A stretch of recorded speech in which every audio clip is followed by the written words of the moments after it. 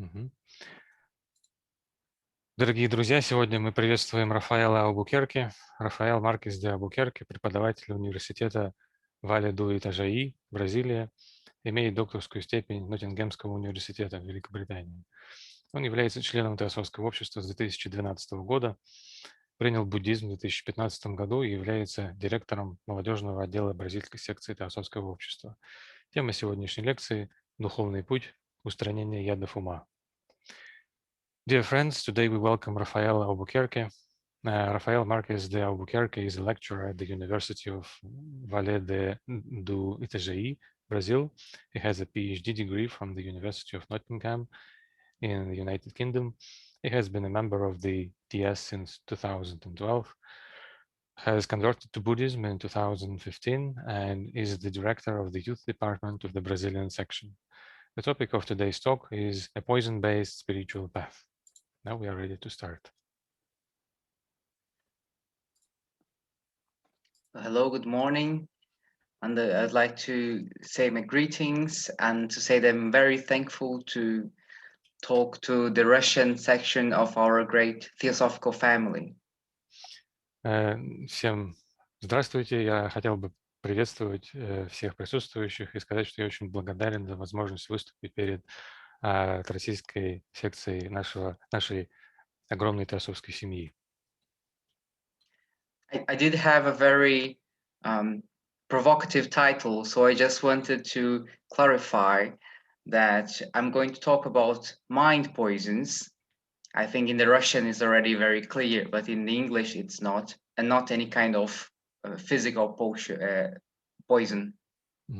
Я бы хотел прояснить перед началом мой заголовок моего выступления достаточно провокационный, поэтому я хотел бы отдельно отметить, что я буду говорить об устранении ядов ума, а не каких-то физических ядов. Я думаю, в русском переводе это уже достаточно понятно, но про английский заголовок я бы хотел это прояснить. So before we begin our topic, I'd like to mention some of the sources that I'm using. Прежде чем начать само выступление, я бы хотел упомянуть источники, которые я использовал. So this lecture employs a mixture of Vedanta from Vivekachudamani, which is part of the Hindu tradition. В этой лекции используется смесь учений, в том числе учение Веданты из Вивекачудамани, который является частью индуистской традиции. So the Vivekachudamani is considered to be some sort of spiritual manual, and the author is considered by HPB one of the most advanced souls that ever have been in our humanity. Вивекачудамани считается своего рода духовным руководством, и автор этого труда рассматривается Еленой Петровной как один из наиболее продвинутых душ, одна из наиболее продвинутых душ, которые присутствовали когда-либо в нашем человечестве. I'm also using the Yoga Sutras of Patanjali that are associated to the Samkhya school. It's another Hindu tradition.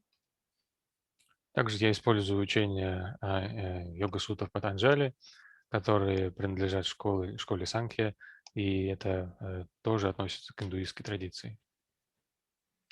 As well as the Buddhist literature, both Mahayana and Theravada.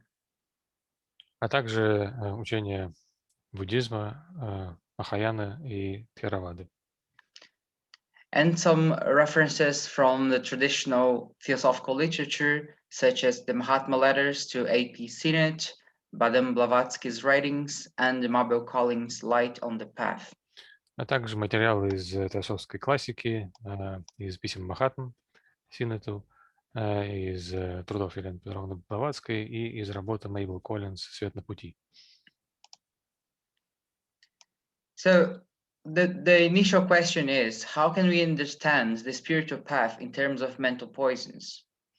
Так что первый вопрос, с которого надо начать, это как можно рассматривать духовный путь с точки зрения ядов ума. Because if we talk about a spiritual path, we are probably talking about a deep self-transformation process. Потому что если мы говорим о духовном пути, то, вероятно, мы подразумеваем процесс глубокого внутреннего преображения. And to engage in this self-transformation process, we need some sort of map. And there are several kinds of maps.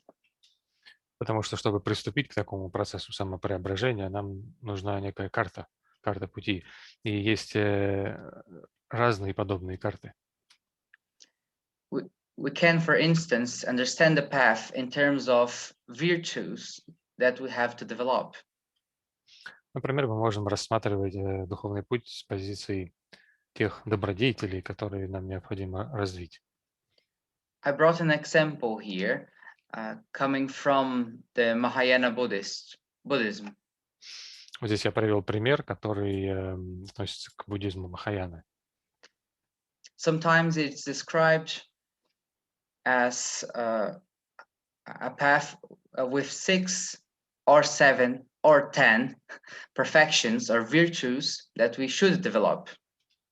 Иногда он описывается как путь, состоящий из 6, иногда 7, иногда 10 совершенств или добродетелей, которые нам необходимо развить.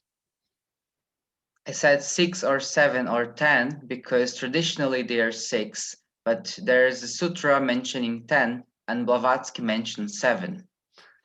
Я говорю 6, 7 или 10, потому что как бы, традиционно в буддизме их 6, но есть сутра, в которой упоминаются 10, а Елена Петровна пишет о 7. So the 6 of them are generosity, discipline, patience, energy, concentration, and wisdom. Так что если мы назовем 6, то это щедрость, дисциплина, терпение, энергия, концентрация и мудрость. So we're not going into detail on that, but it just illustrates how we can understand the spiritual path in terms of positive virtues. Мы не будем здесь углубляться в детали, но это просто иллюстрация того, как мы можем рассматривать духовный путь с точки зрения положительных качеств или добродетелей. So there is an ideal person who we want to become, and we develop each part of us in order to become that.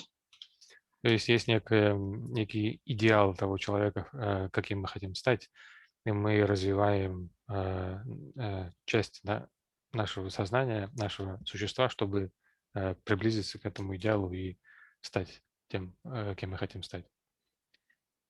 But today we're talking about the opposite. So rather than focusing on what we want to develop, we will study the poisons we want to get rid of. Но сегодня мы будем смотреть на этот вопрос с другой стороны, с противоположной стороны. То есть мы будем не сосредотачиваться на том, что мы хотим развить, но на тех ядах нашего ума, которые мы хотим устранить. There is a phrase from the Dalai Lama that I would like to read that is very illustrative about that. Есть высказывание Далай-ламы, которое я хотел бы зачитать, потому что она очень так наглядно иллюстрирует это. The practice of the path involves removing obstacles that obscure the expression of our natural tendency to know things as they are. Therefore, in Sangyai, the Tibetan word for Buddha, the syllable Sang, cleansed, is placed first and Gyai, flourishing, comes second. Практика пути включает устранение препятствий, которые заслоняют выражение нашей естественной способности знать вещи такими, какие они есть. Следовательно, в термине «сангье» в тибетском языке, означающем Будду, слог «санг» очищенный ставится первым, а «гье» процветающий вторым. So in Buddhist philosophy, it's very clear that there's something already in us that can flourish. That's called the Buddha mind.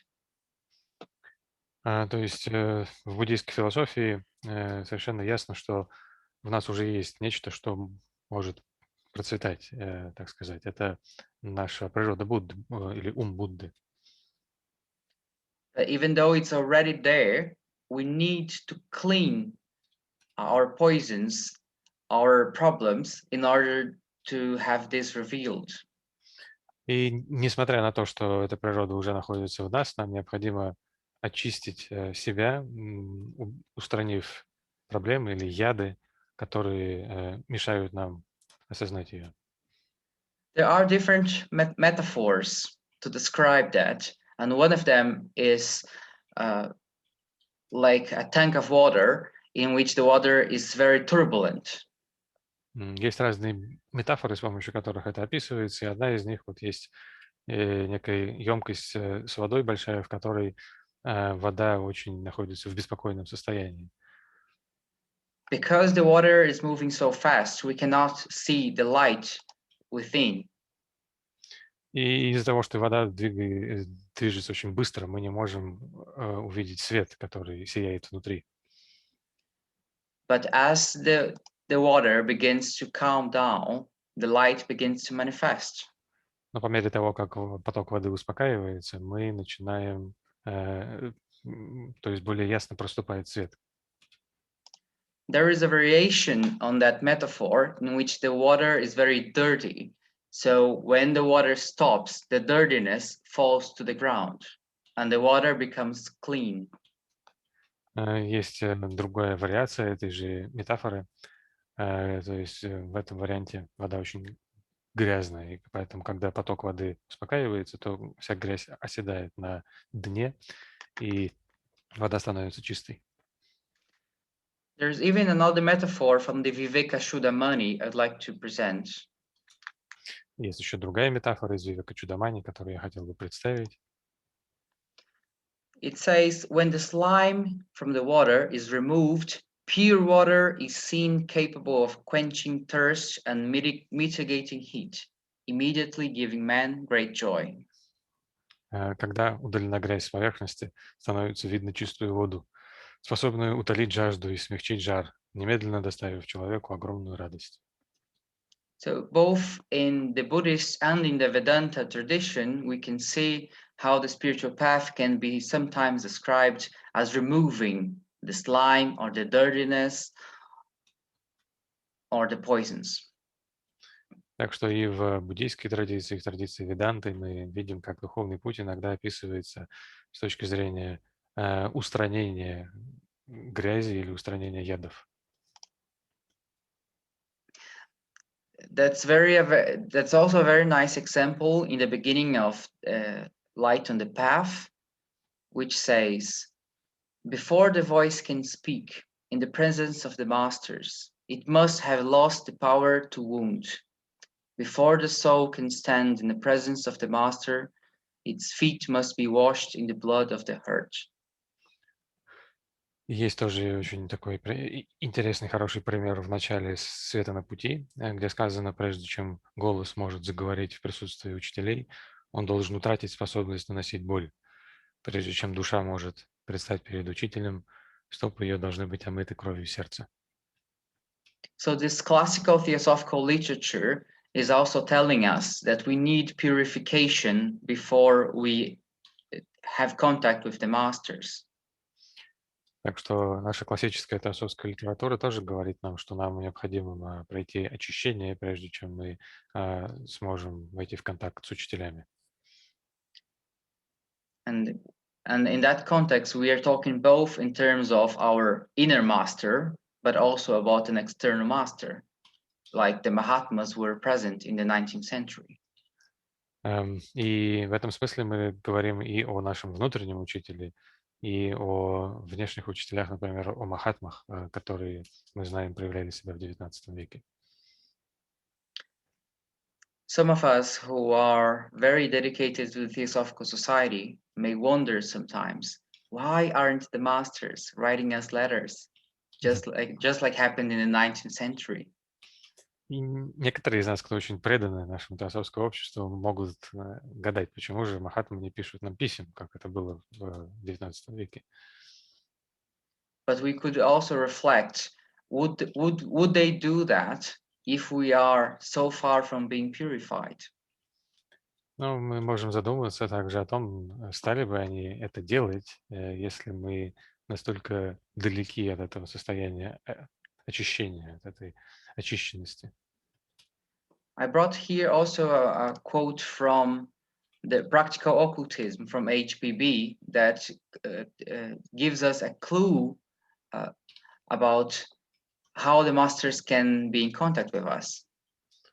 И я также привел здесь цитату из работы Елены Петровны Блаватской «Практический оккультизм», где дается нам подсказка о том, как учителя могут устанавливать с нами связь. She says, from the moment they, the great teachers, begin really to teach, from the instant they confer any power, whether psychic, mental, or physical, on their pupils, they take upon themselves all the sins of that pupil in connection with the occult sciences. А ведь с того самого момента, когда они, великие учителя, действительно начинают учить, с той самой минуты, когда они передают своим ученикам какую-либо способность, все равно физическую, психическую или ментальную, они берут на себя грехи своих учеников, связанные с оккультными науками. So we can understand that contacting us also means a lot of responsibility. Так что здесь мы видим, что для них вступить в контакт с нами тоже это очень ответственное дело. And that we need to get ready for that. И мы должны подготовиться к этому. There is also a quote from the Mahatma letters that I think it would be good. It says, the truth is, until the neophyte reaches the condition necessary for that degree of illumination, most of secrets, if not all of them, are incommunicable. Enlightenment must come from within. Until then, no enchantment, tricks, or appearances, nor lectures, or metaphysical discussions, nor self-imposed penances can give this enlightenment. Также есть цитата из писем Махатм, которую, я полагаю, было бы очень хорошо провести здесь. Истина та, что до тех пор, пока неофит не достигнет состояния, необходимого для той степени просветления, большинство, если не все тайны, невозможно передать. Просветление должно исходить изнутри. До тех пор никакие трюки заклинаний, ни возня с приспособлениями, ни лекции, ни метафизические прения, ни возложенные на себя покаяния не могут дать этого. So from this fragment, we can also conclude that it's not about a moral judgment, like we are not good boys or good girls that deserve something. Так что из этого отрывочка мы можем тоже сделать вывод, что речь не идет о некой моральной оценке, то есть мы плохие такие мальчики, девочки, которые этого не заслуживают. The problem is, until we get some kind of spiritual transformation, we will be even unable to understand what could be taught to us. Проблема заключается в том, что до тех пор, пока мы не пройдем некого процесса духовного преображения, то мы просто будем не способны понять то, что нам будет сообщаться. So purification from the poisons is a requirement even to understand what the masters could teach us. Так что очищение от ядов ума – это необходимое требование даже просто для того, чтобы мы смогли понять то, что учителя, то, чему учителя могли бы нас научить.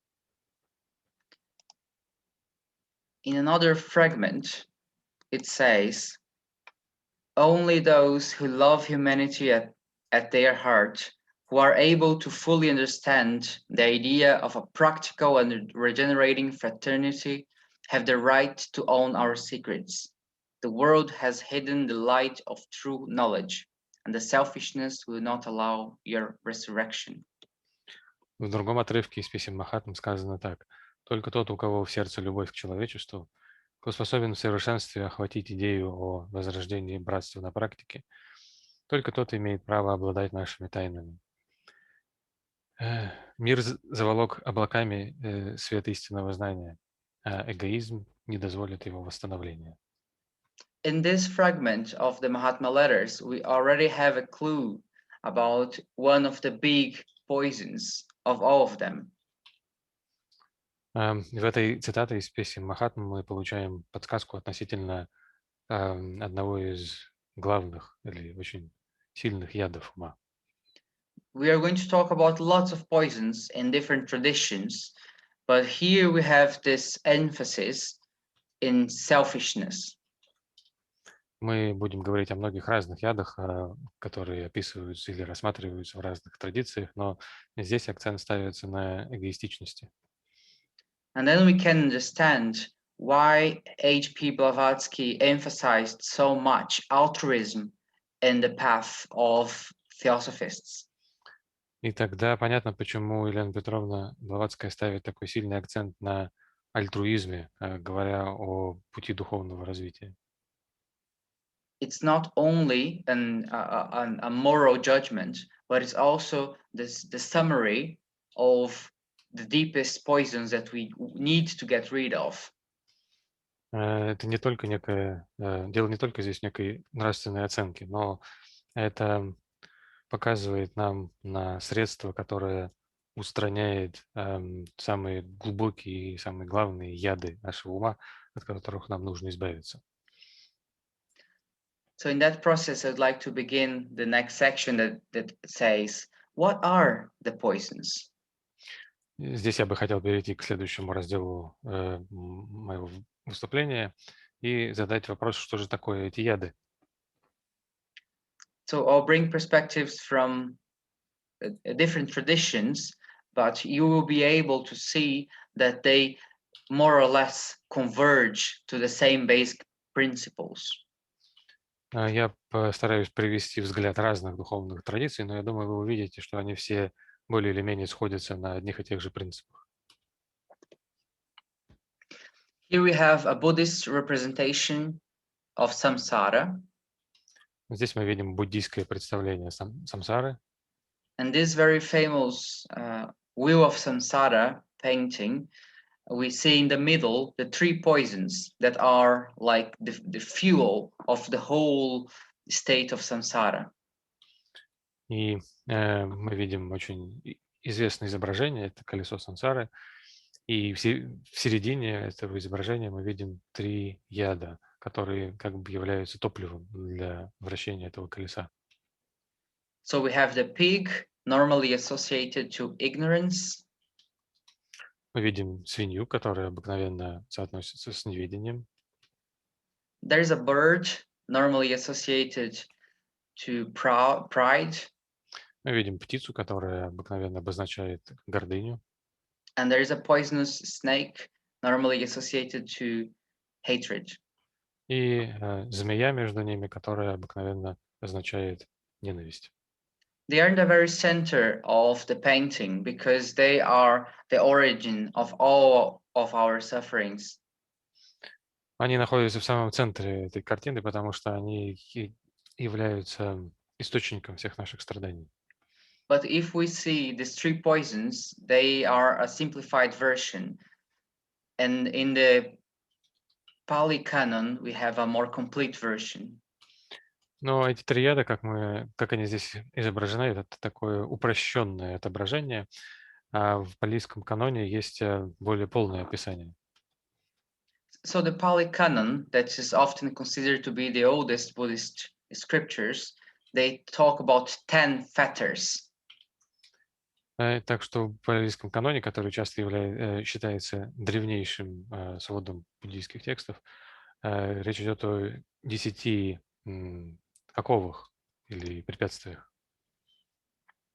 So these 10 fetters that separate us from enlightenment in early Buddhism are belief in a self, doubt or uncertainty, attachment to rites and rituals, sensual desire, ill will, lust for material existence, lust for material rebirth, lust for immaterial existence, lust for rebirth in a formless realm, conceit, restlessness and ignorance. И эти 10 оков, которые отделяют нас от просветления в раннем буддизме, таковы. Это вера в «я», сомнение или неуверенность, привязанность к обрядам и ритуалам, чувственные желания, злоба, жажда материального существования, жажда материального возрождения, жажда нематериального существования, жажда перерождения в бесформенной сфере, тщеславие, беспокойство и неведение. So we can see here a very detailed map of the poisons we need to get rid of. Так что мы здесь видим как бы подробную карту тех ядов, от которых нам необходимо избавиться. It's said in this tradition that if you manage to get rid of them, you become an arhat, a holy being. И в этой традиции говорится, что если мы сумеем избавиться от этих ядов, от этих оков, то мы станем архатами или святыми существами. Obviously, they look like a lot to deal with, so they recommend you to begin with the first three. Конечно, видно, что это очень большая работа, которая нам предстоит, поэтому дается рекомендация начать с первых трех. And decreasing the power of the first three are mark the process of becoming a sotapanna, so the first stage of initiation. И ослабевание первых трех ядов знаменует собой момент, когда человек становится сратапанной, то есть достигает первой стези святости или посвящения. Even though we do not have time to go into detail in this Buddhist map, I would like to emphasize a few points. Так что, хотя у нас нет времени углубляться в эту буддийскую карту духовного пути, но я бы хотел отдельно выделить некоторые моменты. The first fetter is belief in a self. And we can see this in many traditions, that one of the worst poisons is misunderstanding what we are. Так что первый яд или первая окова – это вера в «я». Мы видим во многих традициях, что один из самых худших ядов – это неверное понимание, неверное представление того, что такое «я». It's deeply related to the last fetter, that is ignorance. And here we talk about a very deep ignorance in the sense of not understanding reality. Это непосредственно связано с последней из этих оков, с неведением. И здесь мы говорим о глубоком неведении того, что есть реальность. We also have aversion and desire. Также у нас здесь есть отвращение и желание. And we even have very subtle forms of lust, like lust for immaterial existence and lust for rebirth in a formless realm. Также здесь называются очень такие тонкие яды, тонкие омрачения, как жажда нематериального существования и жажда перерождения в бесформенной сфере. Sometimes we can think about the poisons as very rough sort of things, like the idea that Alfred Sinnett could not advance in his spiritual path because of the alcoholic drinks. Иногда мы можем думать о ядах как о чем-то очень грубом, таком, например, подобно тому, как такое представление, что Альфред Синнет не смог продвигаться дальше по духовному пути из-за своей привязанности к алкогольным напиткам. But here we are talking about very subtle kind of desire, like desire for a rebirth in a formless realm. It basically means for a good state after death. Но здесь мы говорим об очень тонких желаниях, таких как жажда перерождения в бесформенной сфере, то есть практически речь идет о хорошем состоянии после смерти. So we're talking about a very refined level of getting rid of the poisons. Так что мы говорим здесь об избавлении ядов на очень таком утонченном, на очень тонком уровне. I brought a few quotes from the Viveka Chudamani that also points towards the same poisons. И я привел здесь несколько цитат из Вивека Чудамани, которые, в общем-то, указывают на те же яды. One of them says, slavery comes from the conviction of an I as it were related to a non-I, or ahamkara. И одна из них говорит, что рабство происходит из осознания «я», как бы связанного с «не я», ахамкара. Ahamkara is the distorted sense of an I as something that it's not. Ахамкара – это неверное или искаженное представление о «я», как о чем-то, чем оно на самом деле не является. It continues saying, from ignorance, the cause of rebirth, death, and suffering is caused, and he gets involved with sense objects like a bug creates a cocoon and gets trapped in his own secretion. И далее цитата говорит: «Из неведения возникает причина перерождения, смерти и страдания, и он повлекается в объекты чувств, как жук создает кокон и попадает в ловушку из нитей, которые выделил сам». So from that, we also get the poison of ignorance, and also this interesting metaphor of a bug that gets trapped in his own poison. Так что здесь мы видим, тоже говорится о неведении, и приводится интересная метафора. Вот этот жук, который создает кокон и сам попадается в ловушку из нити, которую сам и выделил, сам и создал. It's basically us getting more and more involved with the sense objects and the world, and getting more and more problems and increasing our poisons. Так что это, в общем-то, говорится о нас. То есть мы больше и больше вовлекаемся в чувственное восприятие мира, получаем больше и больше проблем, и через это растут наши яды. In another aphorism, it says, only the one who kills the shark of desire with the sword of supreme dispassion reaches without obstacle the other side of the ocean of conditioned existence. И другая цитата из Вивека Чудамани говорит: «Только тот, кто убивает акулу желания мечом высшего бесстрастия, беспрепятственно достигает другого берега океана обусловленного существования». So here we also see the poison of desire, and also another metaphor of someone killing a shark with sword of dispassion. Здесь мы видим, что речь идет о яде желания, и приводится другая метафора убивания акулы желания мечом высшего бесстрастия.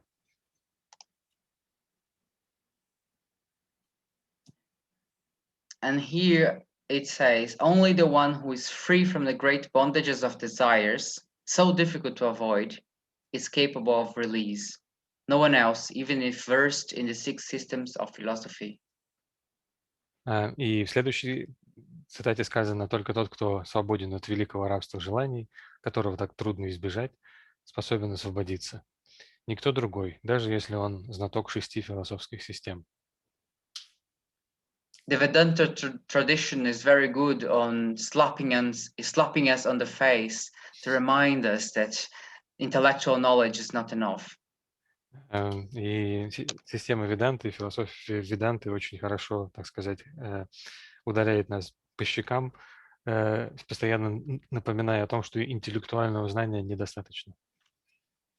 That we need to get rid of our poisons. Что нам необходимо избавиться от ядов. I brought here one of the sutras of the Yoga Sutras of Patanjali. The Sanskrit is up there. It would be, it would be Avidya Smita Raga Dvesha Binivesha Klesha. Я привел здесь одну из сутр йога-сутр Патанджали, и санскритский вариант написан сверху. So if you look at the last word, it says klesha.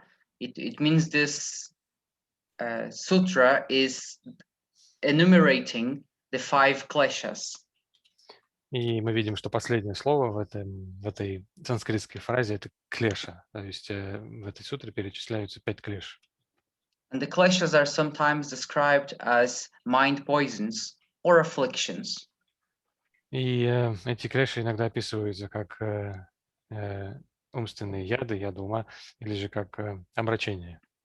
I'm using the English translation of Taimni here that says, the lack of awareness of reality, the sense of egoism, of I-amness, attractions and repulsions towards objects, and the strong desire for life are the great afflictions or causes of all miseries in life. Я здесь использую английский перевод таймени.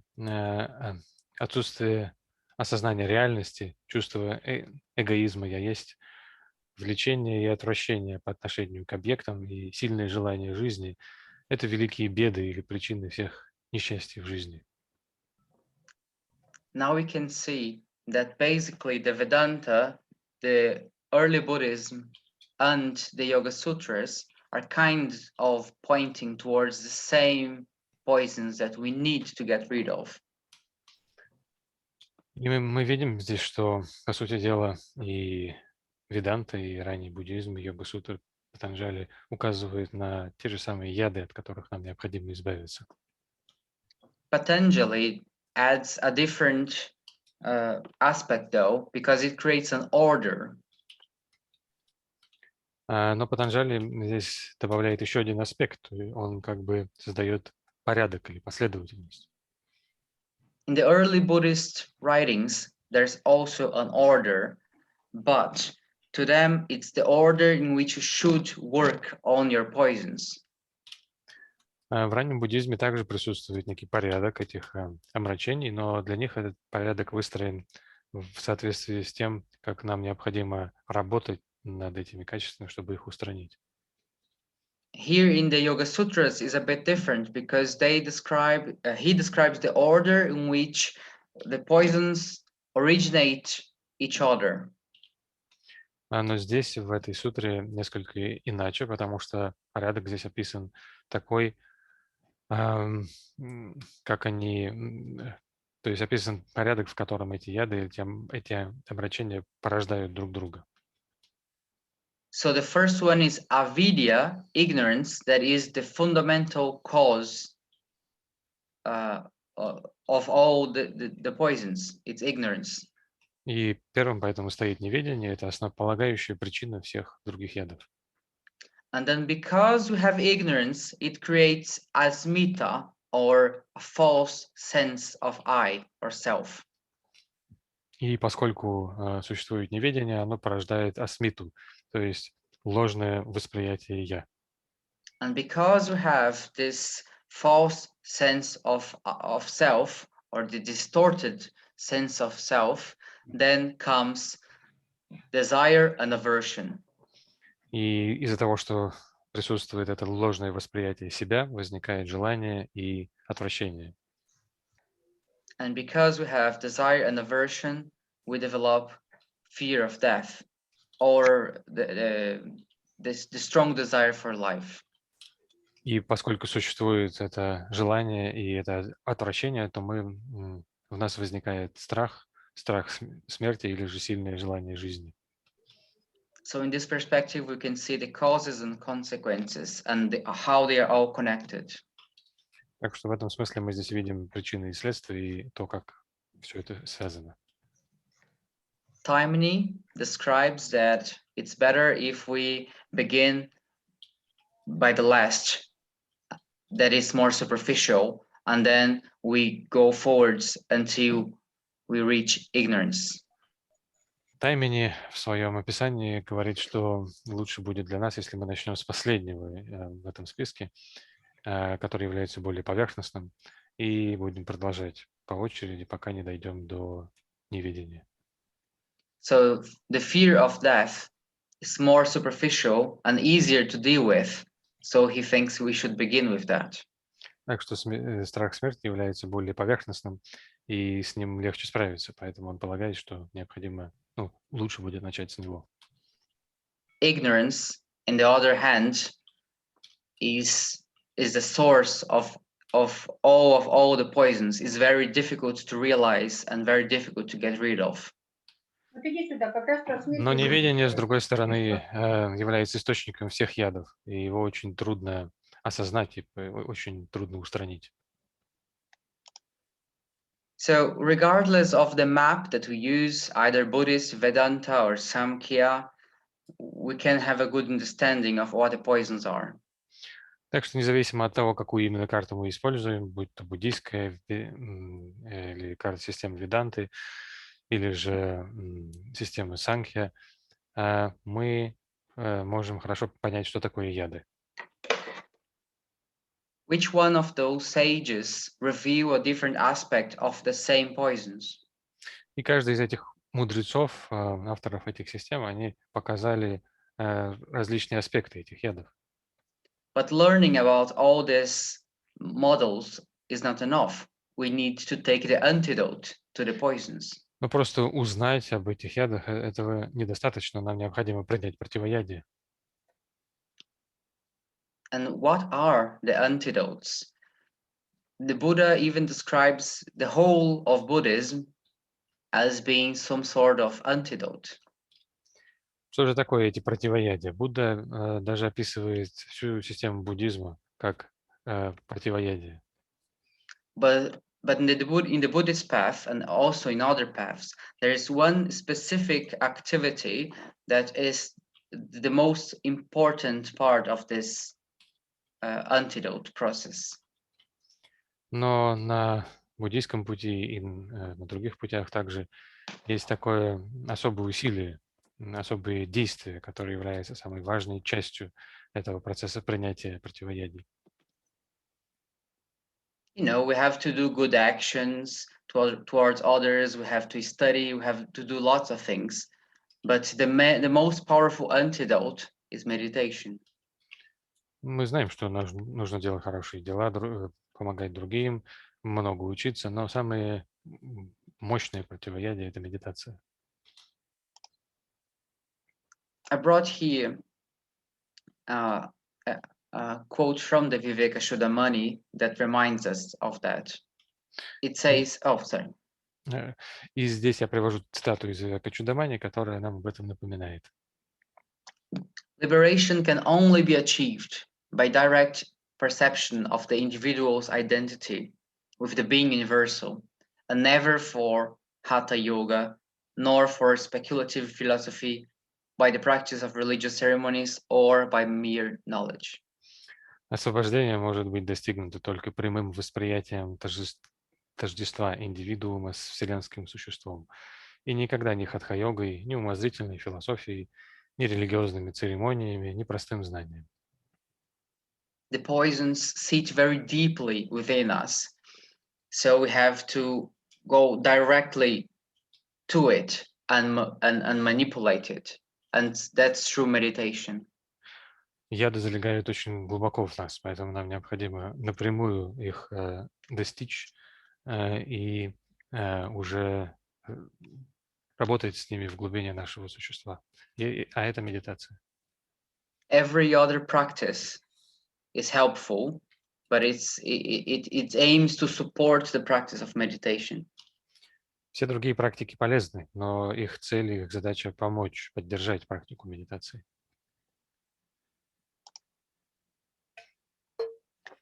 And here we have a Yoga Sutra of Patanjali explaining to us the basic principle of the antidotes.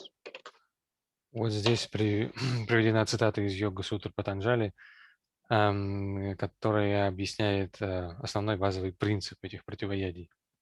It says, when the mind is disturbed by improper thoughts, constant pondering over the opposites is the remedy.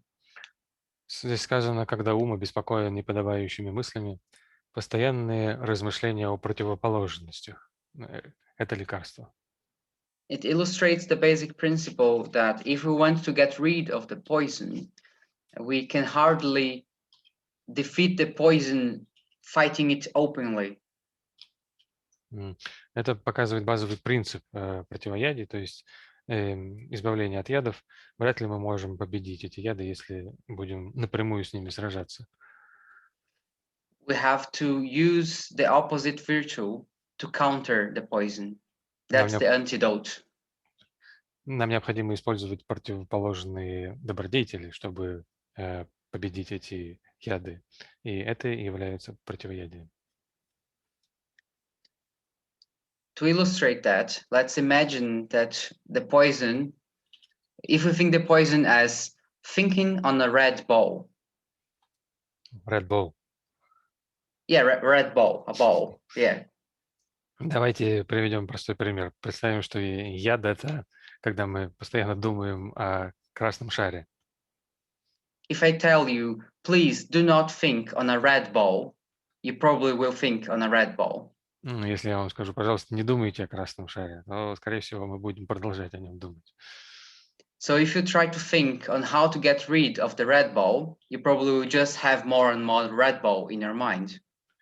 Так что если мы будем все время думать о том, как избавиться от красного мяча, скорее всего, этот красный или шара, то, скорее всего, его присутствие в нашем уме будет только возрастать. But if I say, please think on I don't know, a green triangle, it will probably help you to get rid of the red ball. Если я бы вам сказал, пожалуйста, подумайте о зеленом треугольнике, то, скорее всего, это помогло бы вам избавиться от мысли о красном шаре. But Patanjali is not only saying to think about something else, but also to reinforce the opposite. That will really counter the poison. Но Патанджали говорит не только, что нужно думать о чем-то другом, он говорит о том, что нужно думать о противоположности, и это ослабит яд. In other words, we cannot, for instance, destroy hatred within us directly, putting energy directly against that. Другими словами, мы не можем устранить ненависть, направляя нашу энергию непосредственно против ненависти. But we can cultivate love. Но мы можем культивировать любовь.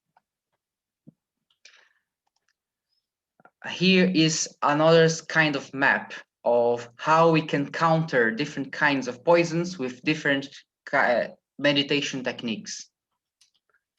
И здесь приведена другая карта, которая показывает, как мы можем справиться с различными видами ядов, различными усилиями в медитации.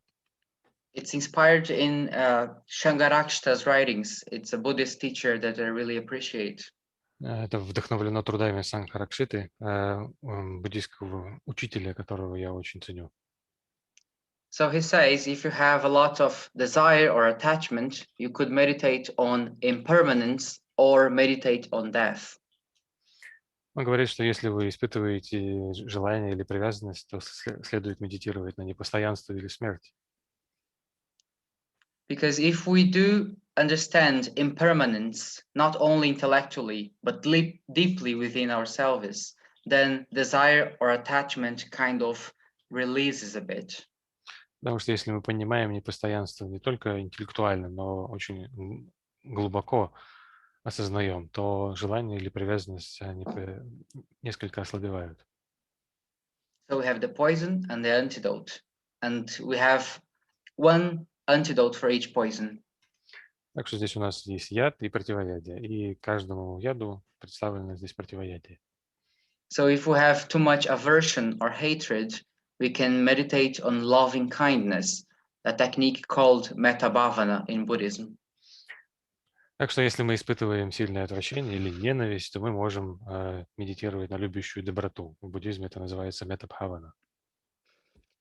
If you have too much doubt or distraction, or in other words, if your mind is everywhere and so fragmented, then the technique would be the mindfulness of breathing, called anapanasati in Buddhist tradition. Если мы испытываем сомнения или постоянно отвлекаемся, то есть наш ум бегает по всему свету, и наше мышление очень разрознено, то противоядием будет внимательность к дыханию, которое называется анапанасати. If our main problem is ignorance or deceit, and here we are talking about mainly the distorted view of self, then we have a few options.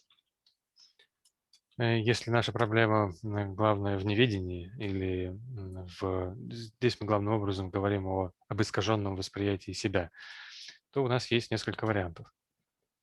So one of them is the meditation of the 6 elements that can lose the rigid sense of self. It's basically a meditation that reminds us that we are just a bunch of elements grouped together for a short period of time. Один из вариантов – это медитация на 6 элементов, то есть она позволяет нам избавиться от закостенелого восприятия «я», показывая нам, что мы просто представляем из себя набор элементов, которые сгруппированы вместе на какое-то время. There's also meditation on causality that we could call the Nidana chain. That's basically an understanding that we are just the consequence of previous causes, and we are in this kind of flow of causes and consequences. Другой вариант – это медитация на причинность, на цепь нидан. Она дает нам понимание, что мы просто представляем из себя следствие прежних причин. И все наше существование и наше «я» – это поток этих причин и следствий. But in the end, they aim to decrease a bit our sense of egoism or egocentric view. Но в конце концов они все нацелены на то, чтобы преуменьшить наше чувство эгоизма или наш эгоцентричный взгляд. So in that perspective, the spiritual life, in terms of self-transformation, could be described as perceiving what the poisons are and taking each one of the antidotes. Так что с этой точки зрения мы можем посмотреть на путь, на духовный путь, на путь самопреображения, как на распознавание ядов, того, чем они являются, и принятием противоядия против каждого из ядов.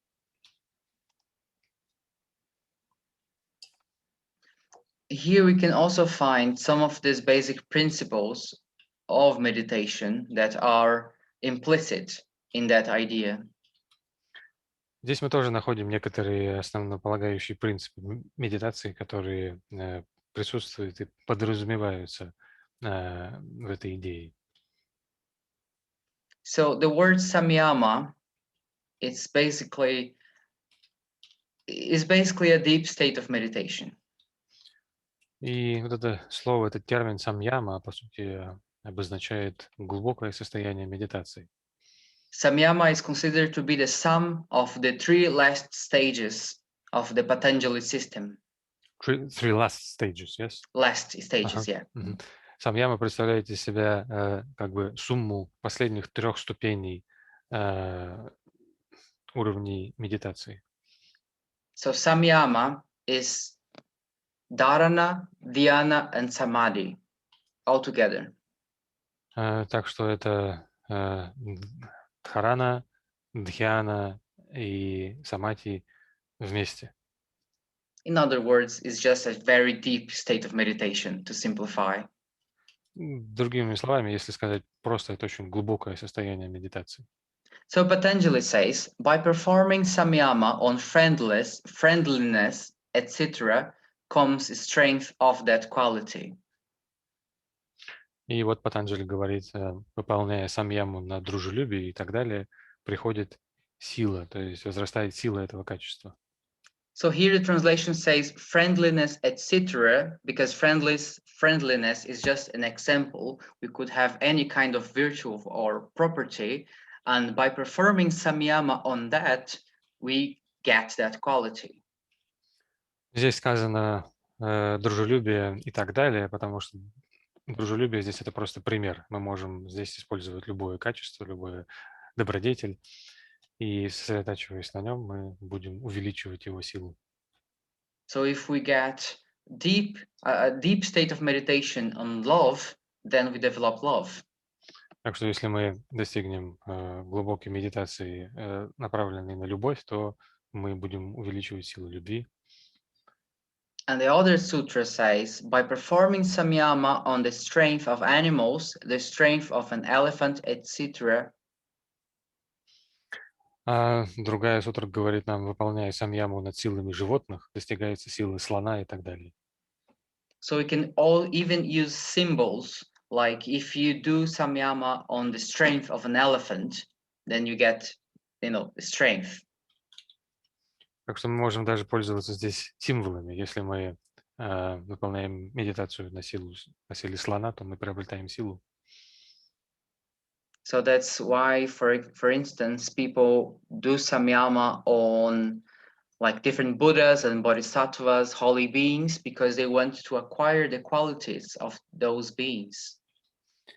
И по этой причине люди занимаются и практикуют самьяму, направленную на разных Будд, на бодхисаттв, разных святых существ, потому что они хотят приобрести качество этих существ. So here is the key to very deep self-transformation. But in order to do that, we need to reach samyama. That's a very deep, concentrated state. Так что здесь у нас есть ключ к очень глубокому, очень интенсивному процессу самопреображения. Но чтобы прийти к нему, нам необходимо сначала достичь этой самьямы, то есть очень глубокого состояния медитации. The principle can also be represented in this aphorism, in which it says, the insect, abandoning the attachment to any other action, meditating on becoming the wasp, finally reaches this state. Similarly, the yogi, meditating on Paramatman, becomes him through devotion to this one. В этой цитате говорится, что насекомое, отказавшись от привязанности к любому другому действию, медитируя на превращение в осу, наконец достигает этого состояния. Подобно этому йогин, медитируя на параматман, логос, становится им через преданность ему, этому единому. So here, even in the Vedanta tradition, we have this idea that if we manage to meditate very deeply on something, we become more of that. Так что даже в ведантийской традиции есть та же идея, что если мы сумеем очень глубоко медитировать на чем-то, то мы приобретем это качество, мы станем этим. In the Yoga Sutras, there is even a map on the so-called siddhis or powers. И в йога-сутрах даже приводится карта достижения сверхнормальных сил, или ситх. So it says, by performing samyama on the relation between akasha and the ear, superphysical hearing. Выполняя самьяму на связи, на отношении между акашей и ухом, достигается сверхфизический слух. The Theosophical literature warns us against the desire to develop this kind of powers. Теософская литература предупреждает нас об опасности этого желания развивать сверхнормальные силы.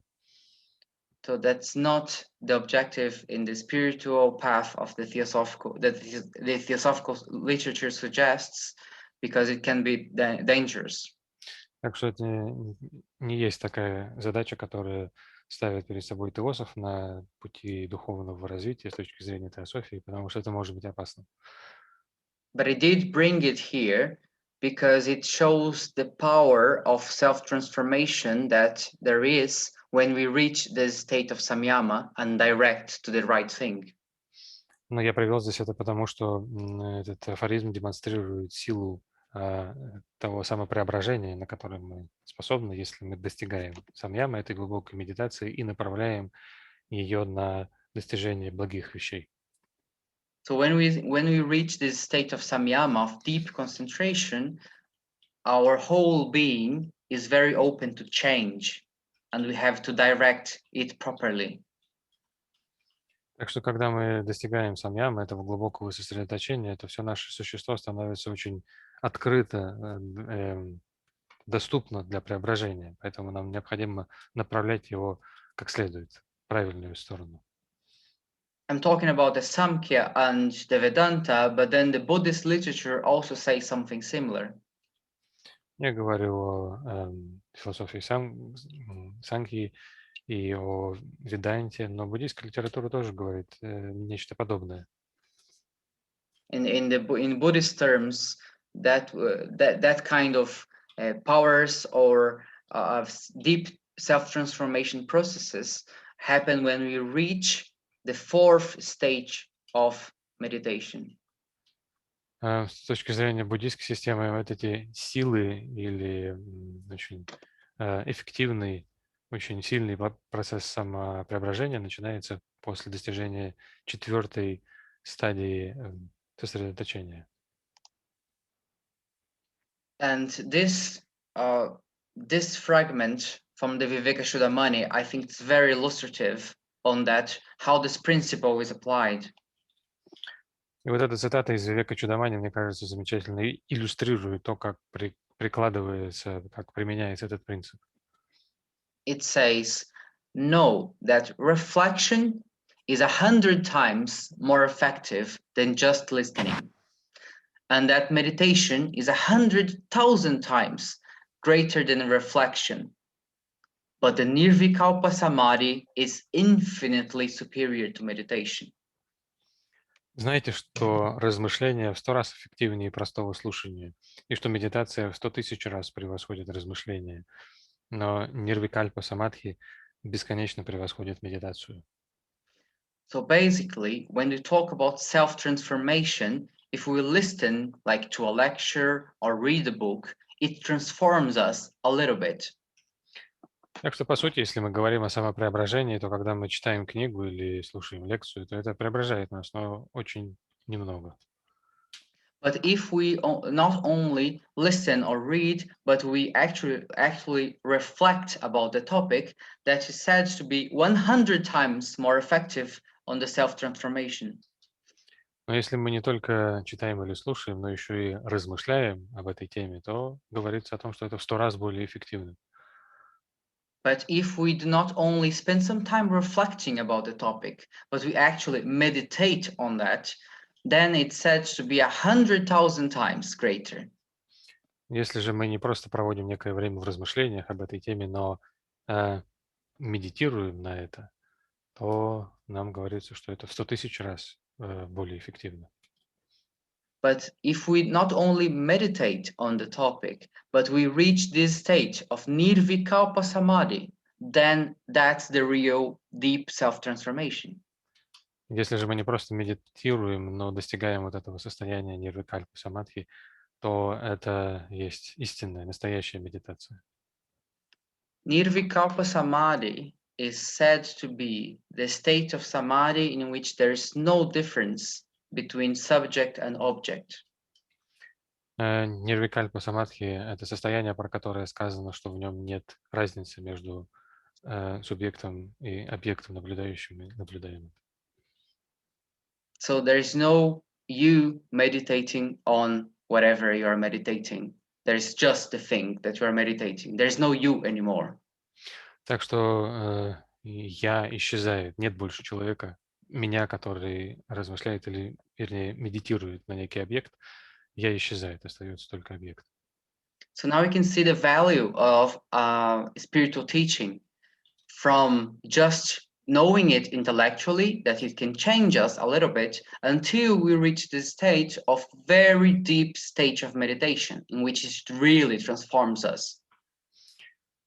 Так что мы видим здесь ценность, и, в общем, ценность этого указания в том, что оно показывает нам, как мы можем перейти от простого знания к вот этому очень глубокому состоянию медитации, которое нас поистине преображает. To keep the metaphor of the antidote is like having just a little bit of the antidote or having a proper dose. И обращаясь к метафоре противоядий, здесь можно сравнить с тем, чтобы принять совсем чуть-чуть противоядия, либо же принять, в конце концов, полную дозу. I brought here a fragment from the Light on the Path because I think there's a very important warning. Здесь я привел фрагмент из «Света на пути», потому что полагаю, что в нем нам приводится очень важное предупреждение. The Light on the Path is a very powerful theosophical teaching, and as you may know, it also has lots of kind of poisons to get rid of. И этот «Свет на пути» — это такое очень сильное, глубокое теософское учение, как вы, наверное, знаете, и там перечисляются многие яды, от которых нужно избавиться. So I brought this example. It says, kill out ambition, kill out desire of life, kill out desire of comfort. Сказано: «Убей в себе честолюбие, убей желание жить, убей желание утех».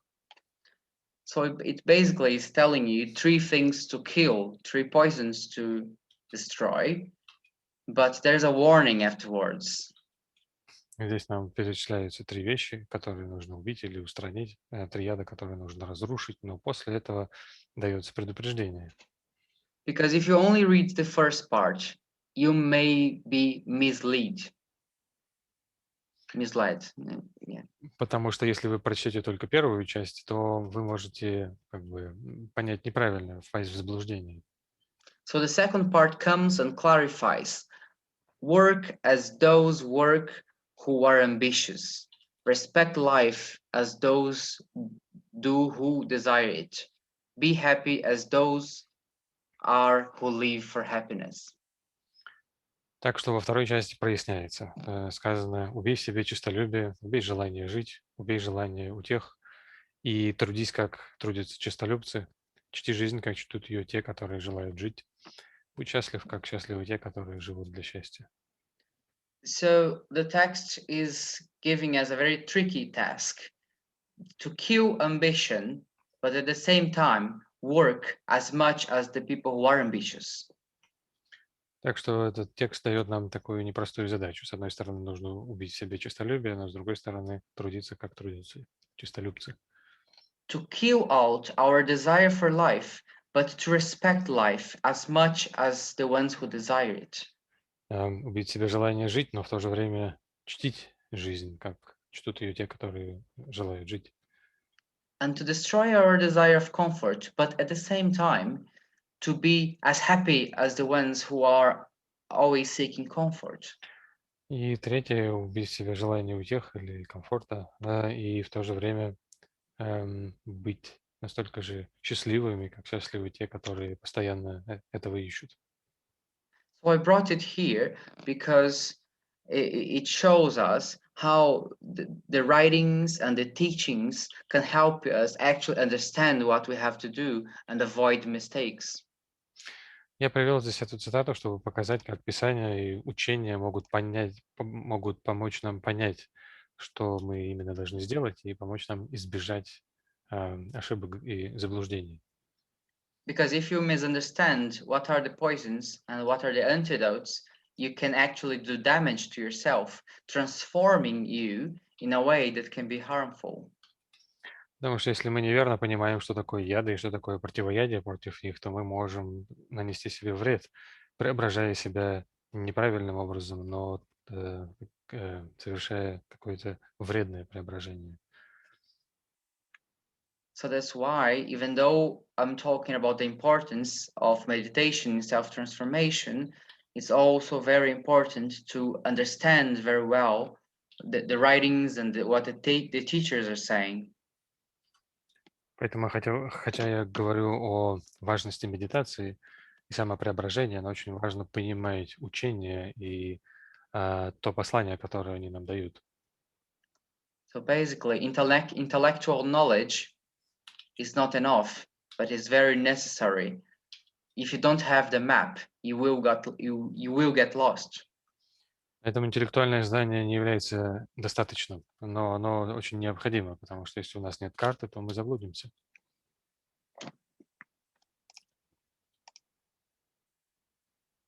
And here, to end the presentation, and I'm very happy that the time is, I managed to be in the time. И я хотел бы закончить презентацию этим слайдом. Я очень рад, что я уложился во время. I brought this very beautiful fragment of the voice of the silence. And I think it's very motivational. Я привел здесь очень красивый отрывок из «Голоса безмолвия». Я полагаю, что он очень мотивирует нас. It talks about the battle and the battle can be interpreted as the spiritual life itself. Здесь говорится о битве, и под этой битвой можно понимать саму нашу духовную жизнь. And it says, not one recruit can ever be refused the right to enter on the path that leads towards the field of battle. For either he shall win or he shall fall. And if he falls, even then he does not fall in vain. The enemies he slew in the last battle will not return to life in the next birth that will be his. Ни один новобранец не может быть лишен права вступить на путь, ведущий на поле брани, ибо он должен или победить, или пасть. Но даже если он потерпит неудачу, он пойдет не бесплодно.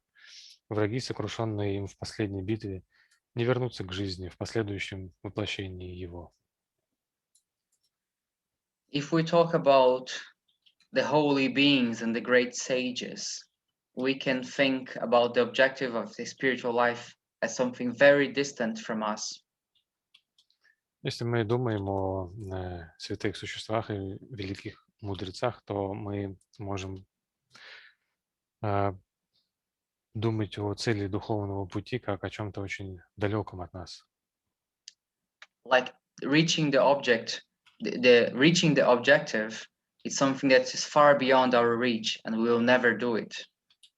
Мы можем подумать, что достичь этой цели – это далеко за пределами наших сил и способностей, поэтому мы никогда ее не достигнем. But this fragment reminds us that it's a long process that can take many lives. Но этот фрагмент напоминает нам, что это очень длительный процесс, который может занять много жизней. And the work that we apply in this life will not be lost. It will be some kind of success that we keep for the next life to have more and more chances.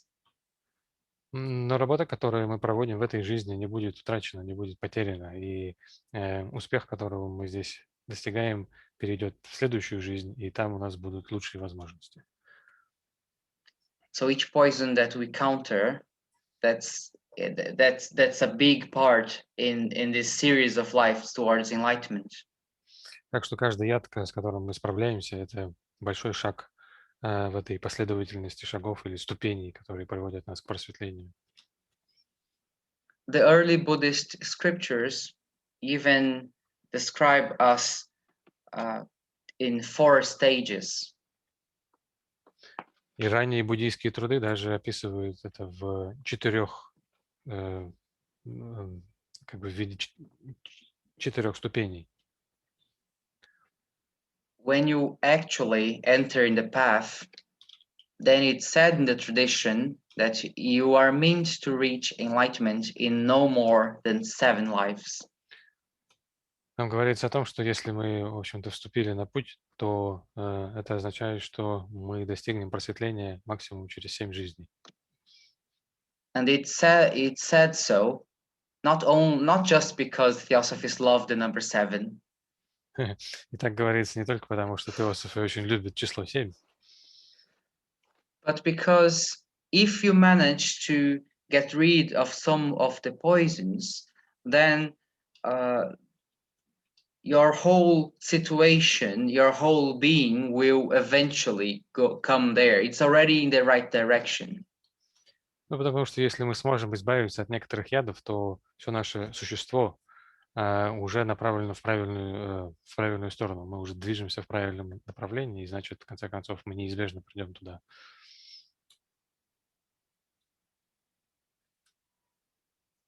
So if we manage to get rid of the poisons, then we are not only helping ourselves, but we are helping the superior part of us who are a bit tired of incarnating again and again and again.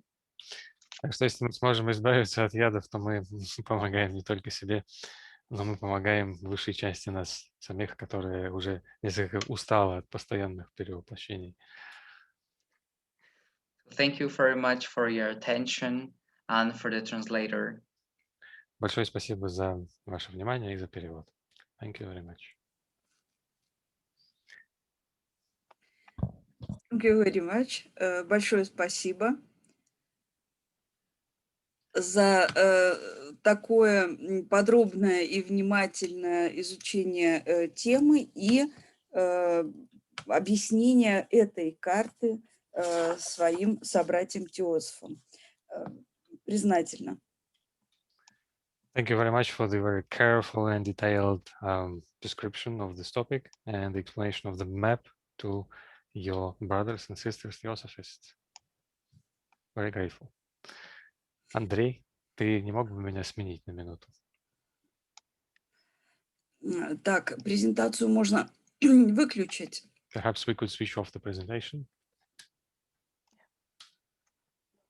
Дорогие друзья, мы начинаем обсуждение и вопросы к лектору. Любовь Кривич, прошу вас. Андрей, ты здесь? Ты сможешь переводить? Да, я здесь. Хорошо, спасибо. So we are ready for section of answers and questions. And Любовь Кривич is the one who has the right to ask the first question. Добрый день всем. Рафаэль, thank you very much for your lecture. Я хотела бы задать такой вопрос. Мы с вами помним, что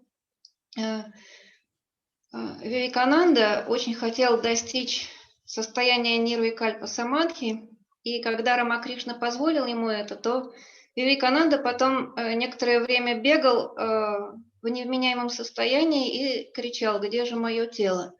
То есть это довольно опасная практика. И я вот в связи с этим хотела бы спросить, Рафаэль, какую практику используете вы? Достигали ли вы каких-то высоких уровней медитации и на что вы медитируете? Спасибо большое за лекцию, спасибо за ответ. Thank you thank you so much for your lecture. And I have a question. Practicing meditation is an interesting thing, and we all remember that Vivekananda once taught Ramakrishna how to meditate, and Ramakrishna afterwards was running back and forth asking the question, where is my body, where is my body? So it could be kind of dangerous thing. And I would like to ask what kind of meditation you are practicing, and how it is better to do that. And thank you for the lecture and for all your thoughts. Well, that's a very tricky question because I think it involves some search for the right meditation technique for each person. Ну что ж, это достаточно такой щепетильный вопрос, и он включает в себя поиск правильного пути. I think an expected answer could be that in the beginning someone should develop what's called shamatha. Я думаю, что в самом начале то, что нам нужно развить самих себе, это шаматха. So shamatha can be translated as serenity of mind that also includes a concentrated and serene mind. Шаматха может быть переведена как умиротворенное сознание, что также включает в себя сознание или ум, дающий правильные ответы, отвечающий ум. So normally it's said that you first should develop some discipline of your mind before you get into more complicated meditation techniques. Что говорит о том, что сначала нужно дисциплинировать свой ум перед тем, как мы перейдем к более сложным практикам. And the most traditional technique associated to developing shamatha is called the mindfulness of breathing. И самая наиболее традиционная техника, которая используется для достижения самадхи, это осознание дыхания или осознанное дыхание. Which happens to be a meditation that's often also considered to be the most boring one. И также это так случается, что эту медитацию называют самой скучной. Because basically meditating for a long time on your breathing. Потому что, по сути, это включает медитацию, долгую медитацию просто на свое дыхание. But the whole idea is that you develop this sense of mind control that's also serene and calm. Но в это время мы обретаем контроль над своим умом, который становится спокойным и умиротворенным. But obviously, sometimes some people really struggle with that technique. And then perhaps a different technique can be more helpful in the beginning, especially to increase motivation. Но так может быть, что на начальном этапе также какая-то другая практика может оказаться более эффективной, что ли, более помогающей. И да. But in either case, I think the ideal situation is that you have someone or a group of people to give you instruction. И поэтому иногда нам нужно найти, то есть помощников, либо какую-то группу людей, которые могут увеличить наше вдохновение. Это практика, другая практика тоже может быть полезна для того, чтобы вдохновить нас, чтобы нам не было так скучно. Because people react differently to meditation, and there is it would be very good if you have someone to talk about your meditation experiences, someone who more experienced than you. Очень часто, когда мы начинаем медитировать, оказывается полезным найти кого-то, кто также обладает этим опытом, либо имеет больший опыт. То есть это принесет много пользы. And that's particularly important because there are many pitfalls in the meditation, the problems that you can reach. Это также нам может помочь, потому что на пути медитации есть очень много таких опасных моментов, которые можно при помощи этого будет преодолеть.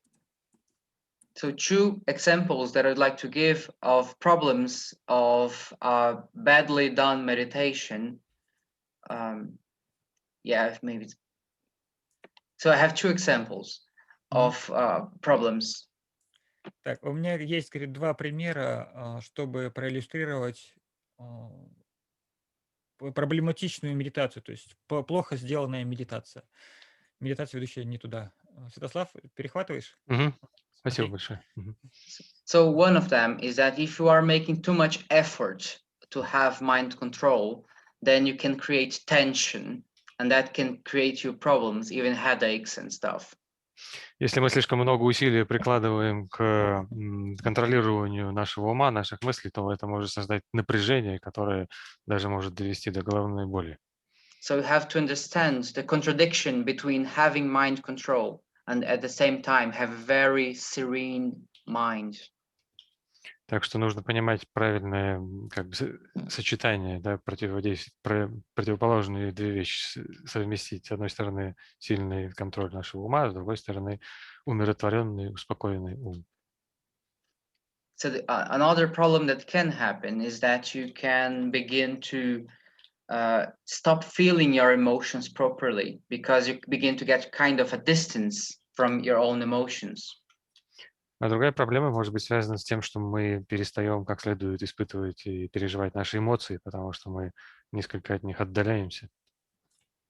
Meditation should do the opposite. You should be able to feel your emotions more properly and with more awareness. А медитация должна делать обратное. Она должна помочь нам испытывать наши эмоции более ясно и более осознанно их переживать. But if you begin to use meditation to pull your emotions away, then it can be hurtful for you. Но если мы используем нашу медитацию, чтобы отбросить наши эмоции, то это может быть для нас болезненным. So that's just two examples why I think it's very important to understand well what we're going into and to have some people to get instruction from. Так что вот эти два примера можно привести, почему очень важно хорошо понимать, через что мы именно проходим, и иметь правильное наставление от людей, которые знают эти вещи. But just to go back to the original question, if I don't know the particular case of Vivekananda that you mentioned. Но возвращаясь к самому вопросу, я не знаю того конкретного случая с Вивеканандой, о котором вы говорите. But I would guess that if someone is asking, where is my body? Where is my body? While meditation, the person is probably doing fine. Но я бы предположил, что если кто-то спрашивает, где мое тело во время медитации, то, судя по всему, у этого человека все в порядке, он все делает правильно. Maybe the person is just frightened because the process is too easy to him, and then he's going too fast. But anyway, I'm just guessing here. Может быть, человек несколько пугается, потому что процесс медитации для него оказался в этот момент слишком простым, и он слишком быстро продвигается, но это только мое предположение. But I'm saying that because there is a feeling of your body becoming very big or very small when you meditate. That can happen. Я говорю это потому, что есть такой опыт, что наше тело воспринимается как очень маленькое или очень большое во время медитации. Это может происходить. And in general, it means that you are concentrated and that you are doing well. So that's a good sign. Но, в общем, это хороший знак, потому что это означает, что вы сосредоточены и успешно практикуете. So thank you for the question. Спасибо за I вопрос. hope it helped. Надеюсь, мой ответ помог. Thank you. Спасибо большое. Юлия Шабанова, прошу вас, ваш вопрос. Спасибо. Добрый день всем, очень рада всех приветствовать. Благодарю наших российских друзей за возможность консолидироваться вне пространства. Thank you very much. Yes, good day to everyone. I'm very happy to greet everyone, and I'm glad and I'm grateful to our Russian colleagues that we have this opportunity to consolidate, to meet in cyberspace. И, конечно же, благодарю уважаемого Рафаэля за очень глубокий подход к теме, за содержательный доклад. And of course, I thank respected Рафаэль for a very deep approach to the subject and very meaningful talk. У меня два вопроса. Один простой, требующий простого ответа, но другой требующий размышлений. I have two questions. One of them is simple, just a simple answer to the simple question, but the other one needs some reflection. Вы имеете степень PhD. Мой вопрос, в какой области и в чем была тематика вашего исследования?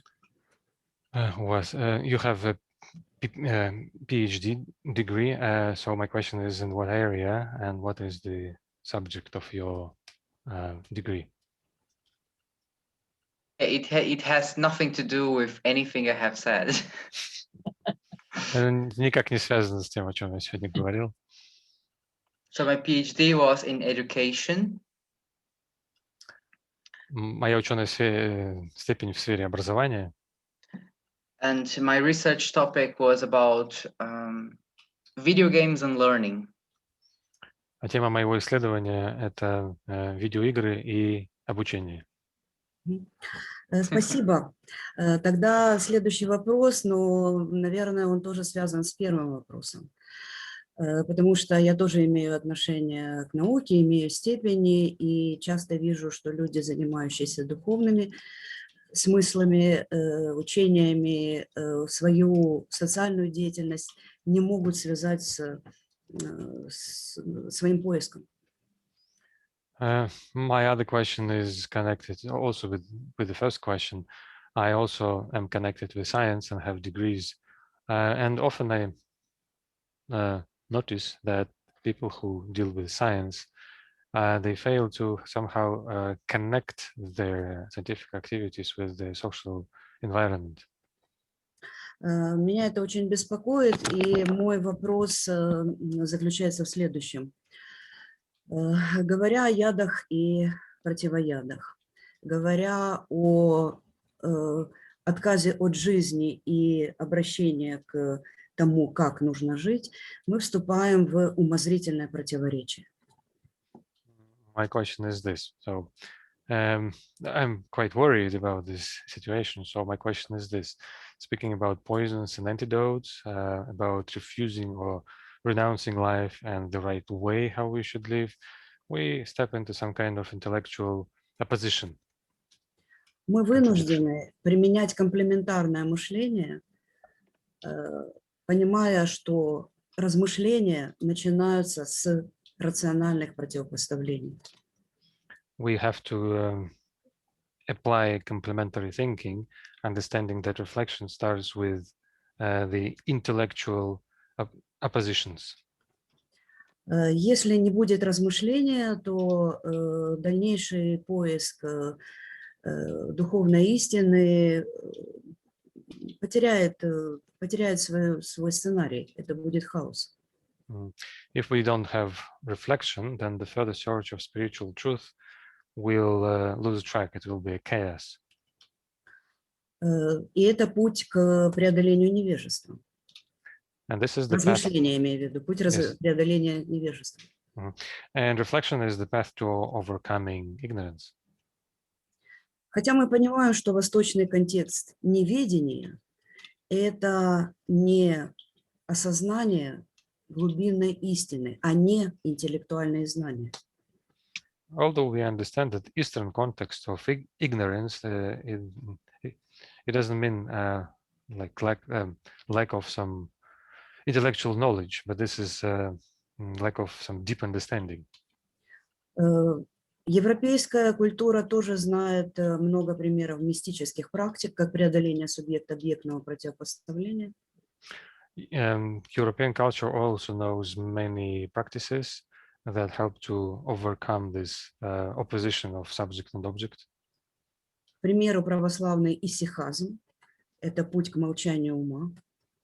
For example, our Orthodox Christian istichasm is a way of overcoming this к преодолению Успокоение ума. So this is the path to peacifying our mind. И много других средневековых мистических учений. Well, there are many other medieval mystic Условием мистики есть праведная жизнь и сосредоточенность через уединение, в котором и совершается размышление. So the condition of mystical life is righteous living and full focus in solitude, where this reflection happens. Мой вопрос. Не является ли на начальном пути поиска, в том числе и теософов, а мне представляется, мы все на начальном еще пути, все-таки особое обращение к культуре размышления, то есть недооценивание мышления сегодня может вводить в заблуждение нас на этом духовном пути. При этом я имею в виду не интеллектуальные знания, не количественные, не эрудицию, а я имею в виду культуру мышления. So my question is this. We are all, I feel, at the beginning of the spiritual path. So for the beginners and also for theosophists who are beginners, isn't it a problem that we underestimate the value of thinking? But I don't mean the sum of knowledge that we can get, sum of information that we can get, but the culture, the ability of thinking. Почему я задаю этот вопрос? Я из Украины, и у нас при нашем Теософском обществе создана научная группа, которая пытается сегодня решить этот вопрос теософской методологии, в которой, в принципе, разумная культура мышления должна стать основой следующих, более высоких этапов постижения истины. Why am I asking? Because, well, I am from Ukraine, and we have a scientific group in our Theosophical Society that is trying to solve this problem of theosophical methodology. So I believe that the right culture of thinking has to become a foundation for further future steps of future development. Среди теософов существует мнение, что наука и все, что связано с рациональностью, то есть разумным мышлением, в общем-то, ограничивает духовный поиск. Мне представляется, что это обязательное условие начального этапа приближения к целостному осознанию истины. Ваше мнение в связи с этим, с местом умозрительного мышления в духовном пути? Among theosophists, there is an opinion that science and everything connected with rational thinking limits us in our spiritual search. But I believe that this is a necessary condition for the beginning stage of our development, where we approach to more holistic understanding of the truth. So, what is your opinion about this role of intellectual thinking in spiritual search? Yeah, I agree with you. Я согласен с вами. I think we have to understand thinking in different levels. Just like the concept of ignorance can have different levels. Я полагаю, что нам следует понимать мышление на разных уровнях, как, скажем, понятие неведения тоже имеет несколько разных уровней. So when we talk about this Eastern traditions, when we talk about ignorance, we are not talking about intellectual ignorance. Например, когда мы говорим о восточных традициях и о понятии неведения в рамках восточных традиций, то мы не имеем в виду интеллектуальное неведение. So if someone says that the capital of Brazil is Buenos Aires, that's actually the capital of Argentina, then it's a mistaken information that you could say that the person is ignorant about that specific topic. Так, например, если кто-то скажет, что столица Бразилии — это Буэнос-Айрес, который на самом деле является столицей Аргентины, то это ошибка в фактической информации, и мы можем сказать, что этот человек находится в неведении относительно этого вопроса. But that's intellectual ignorance, and the ignorance that we are talking in Eastern traditions normally is a ignorance of direct perception. Но это только интеллектуальное неведение, а неведение в восточных традициях понимается как неведение прямого восприятия. It's like a fish believing that there's no water, that water does not exist, even though he is immersed in water. He has a completely distorted perception of reality. Это подобно тому, как рыба верит в то, что воды не существует, хотя она находится постоянно в воде. То есть это искаженное восприятие реальности. So I think what we have to always keep in mind is that intellectual thinking will lead you until a specific point and no further. Так что я полагаю, то, что нам всегда следует помнить, это то, что интеллектуальное мышление доведет нас до определенной точки, до определенного этапа на пути, а дальше уже не поведет. Otherwise, we have the risk of becoming fish that say all the time, yes, there is water, but he cannot actually see the water. He's just saying that. Иначе мы рискуем стать такой рыбой, которая все время говорит, вода есть, но она не способна эту воду воспринять. Now, that's not to say that study is not important. And I think we need to develop clear mind. Но это не означает, что я думаю, что учение не важно. Нет, нам следует развивать ясность ума.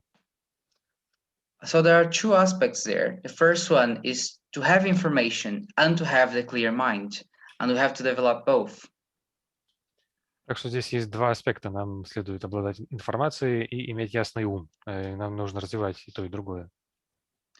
So at the end of the presentation, I did mention I did mention a quote from the Light on the Path in which it warns us against some mistakes that we can take. This kind of thing we need to study. We need intellectual knowledge to know more information. В конце презентации я упоминал цитату из «Света на пути», где даются предостережения о возможных ошибках. То есть это и показывает, что нам нужно изучать, нам необходимо иметь интеллектуальное знание. So I think I would agree with what you say, that knowledge is very important in the spiritual path. Так что я думаю, что я согласен с вами, что знание очень важно на духовном пути. But there's something else that is clear thinking that we have to develop as well. Но есть еще одна сторона, это ясное мышление, которое тоже нам нужно развивать. So clear thinking is when we are very aware of our thought processes and we are unable to use it properly. Ясное мышление – это состояние, когда мы полно осознаем процессы, происходящие в нашем уме, наш мыслительный процесс, и способны его надлежащим образом использовать. So, for instance, we are capable of developing a reasoning process step by step in a way that makes sense. Например, мы способны развивать процесс нашего мышления шаг за шагом логично, разумно. Awareness and clear thinking even includes realizing when our thoughts are too colored by emotion. Осознание и ясное мышление подразумевает даже способность понимать, в какой момент наши мысли слишком окрашены теми или иными эмоциями. So, am I thinking what I'm thinking because of my desires and fears, or am I thinking on what I'm thinking because it makes sense in a reasonable way? Например, думаю ли я то, о чем я сейчас думаю, по причине неких желаний или страхов, либо же я думаю о том, о чем я думаю, потому что это разумно и логично. And I do think scientific study and research degrees, like a doctorate degree, can help a lot with having a critical thinking and improving a little bit our clear mind. Я полагаю, что научные исследования и вот получение степеней ученых может помочь нам развить критическое мышление и улучшить ясность нашего ума. And those aspects are also fundamental to meditation. И эти аспекты также являются фундаментально важными для процесса медитации. So meditation teachers also state that when you sit to meditate, that's not isolated from all the rest of your life. Учителя медитации говорят, что когда мы садимся, чтобы медитировать, это не есть какой-то момент, который изолирован от всей остальной нашей жизни. So if you live a life like in a storm of crazy emotions and chaotic sort of actions and thoughts, then when you sit down to meditate, it's all within you. Sorry, it's all in you? Yeah, that's all within you still. Yes. All the storm, yeah. То есть, например, если мы ведем такой образ жизни, который как бы является штормом разных эмоций, хаотических мыслей, поступков, то когда мы садимся для медитации, то все это по-прежнему находится в нас. That's why both Buddhism and Raja Yoga of Patanjali, even though they are both ways based on meditation, they do include aspects that are concerned with all your life. Поэтому и буддизм, и раджа-йога Патанджали, хотя и та, и другая система основана, в общем-то, на медитации, но и там есть некий аспект, который связан с всей жизнью человека в целом. So in the Buddhist Eightfold Path, the Noble Eightfold Path, we have things like right action, right communication, and right livelihood.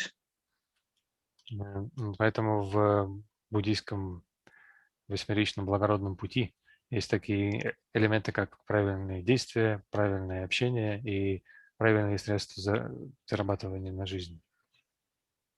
That's not just because it's cool to be a good person. It's because it also influences a lot your thinking and your meditation capacities. И это совсем не для того нужно, просто чтобы люди думали о нас как о хорошем человеке. Это нужно потому, что это воздействует на процесс нашей медитации и наши мыслительные способности. One of them, that is right livelihood, also has to do with what you said about how we can find connections, and like me, have a lecturer job in a university that has nothing to do with spiritual life.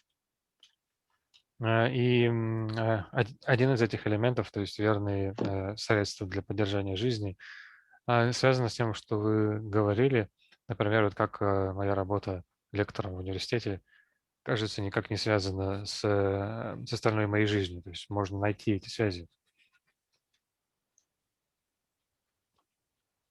The path of the Buddha is also described. The path of the Buddha is very directed towards the monastic life, the life of a monk. Путь Будды очень направлен на монашество, на монашеский образ жизни. But in his teachings, if you're not a monk, what he suggests is that you only have a job that's not harmful, like having a gun business. Но в его учении предлагается, если человек не является монахом, то ему следует иметь такую профессию, такую работу, которая не причиняет вреда никому. То есть, например, не следует продавать оружие. So we should be able to find connections between any kind of job that we may have and our spiritual life, even though it's not the same as being a monk. Поэтому нам следует стараться и находить связи между любой работой, которую мы делаем, и нашей духовной жизнью, даже если мы не монахи. Спасибо. Мне очень созвучна ваша позиция. Thank you very much. I am very much like, I think alike, just like you. Yes. Thank you. Спасибо. Спасибо. Изис, прошу вас. Изис. Yeah. Thank you very much, Рафаэль, for this wonderful talk. Спасибо большое, Рафаэль, за это замечательное выступление. We have to be reasonable with our lives, knowing where are we going to, what we'll get, how to deal with our problems. Нам необходимо быть разумными в нашем отношении к жизни. Нам нужно знать, куда мы идем, как туда попасть, как справляться с нашими проблемами. And your presentation was very concise, very complete in how to deal with this situation, how to deal with our lives. И твое выступление было очень содержательным, такое полное представление, как справляться с этими нашими проблемами и как, в общем-то, относиться к нашей жизни. But I would like to comment specifically on the last things that you said about light on the path, that we should kill our ambition, but work as those that are ambitious.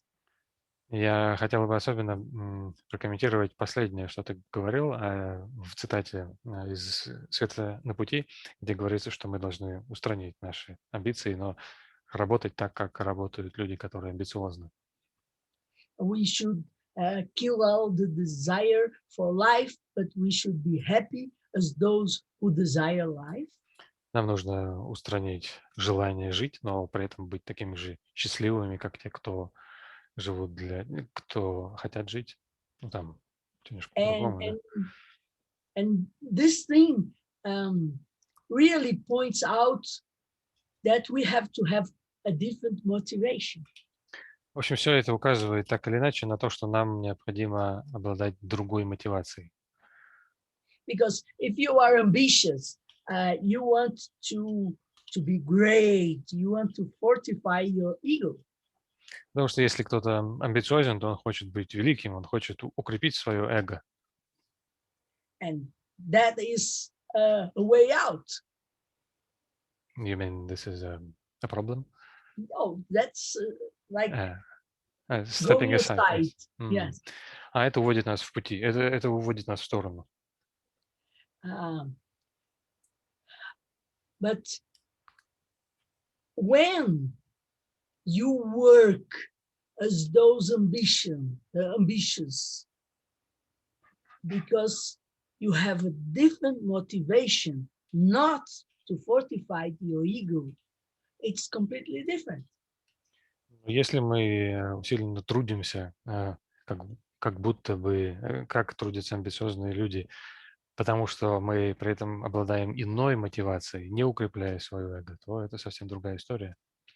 Also, when you look for happiness, you look for happiness and you get always a lot of disappointments because life is changing. So if you are looking for happiness outside, you will always be disappointed.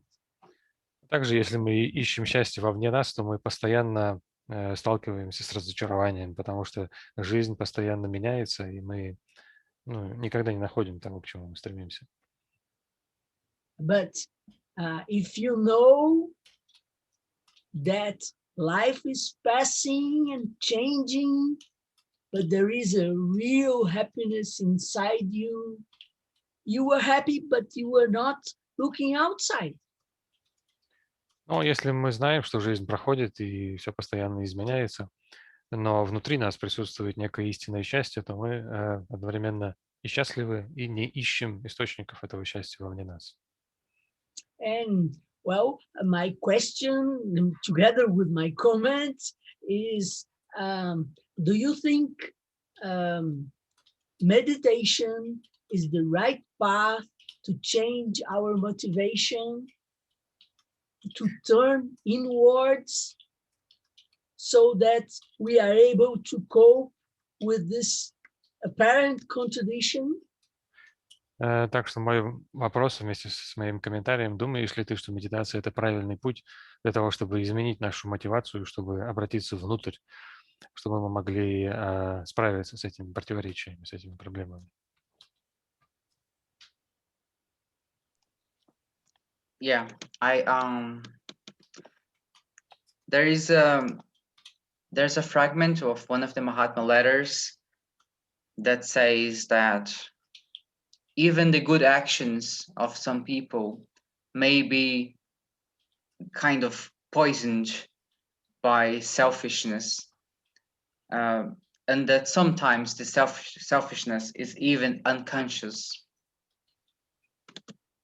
Да, есть момент в письмах Махатмы, где говорится, что даже хорошие действия некоторых людей могут быть отравлены эгоизмом, эгоистичностью, и эта эгоистичность может быть при этом неосознанная. So we are talking about very deep aspects of ourselves, because that goes into what you said, the motivation. Поэтому мы говорим здесь об очень глубоких аспектах нас самих, потому что мы имеем дело с мотивацией. Even when we do good actions, let's say that we are in a moment in which we are doing something for someone else. Can we affirm that has no shadow of selfishness, no shadow of feeling better because I'm a good person? That's very difficult. Даже когда мы делаем что-то хорошее, например, мы помогаем кому-то, можем ли мы вполне быть уверенными, что в наших действиях нет ни тени эгоистической мотивации? Например, мы хорошо себя чувствуем, когда помогаем кому-то.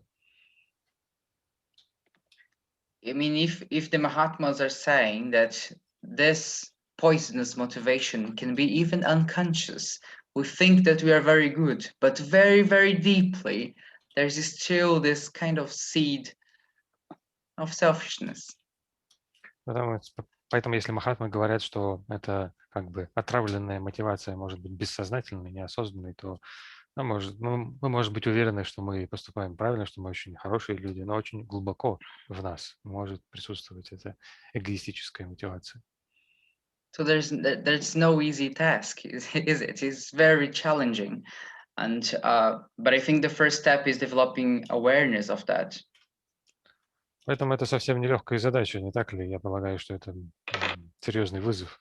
Но есть первый шаг, который мы можем сделать на этом пути. Мы можем развивать осознанность. Almost like if we could acknowledge the little selfishness or the big selfishness, maybe that there is within us. То есть если мы сможем признать присутствие маленькой или большой эгоистичности внутри нас. But I totally agree with you. It's mostly about motivation. Yeah. Ну, я полностью согласен с тобой, что это в основном связано с мотивацией. I really like the approach from the Bhagavad Gita about that. Мне очень нравится подход, который дается на эту тему в Бхагавад-гите. Because it says that we should do action without any expectations of the results. Потому что там сказано, что нам следует действовать без каких-либо ожиданий результатов. And with no expectation of reward of any kind. И без ожидания какой-либо награды.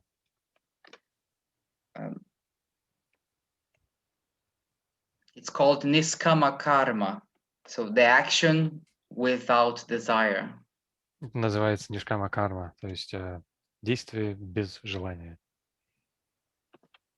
And that's very troubling because we do something good, we expect good results to come from it.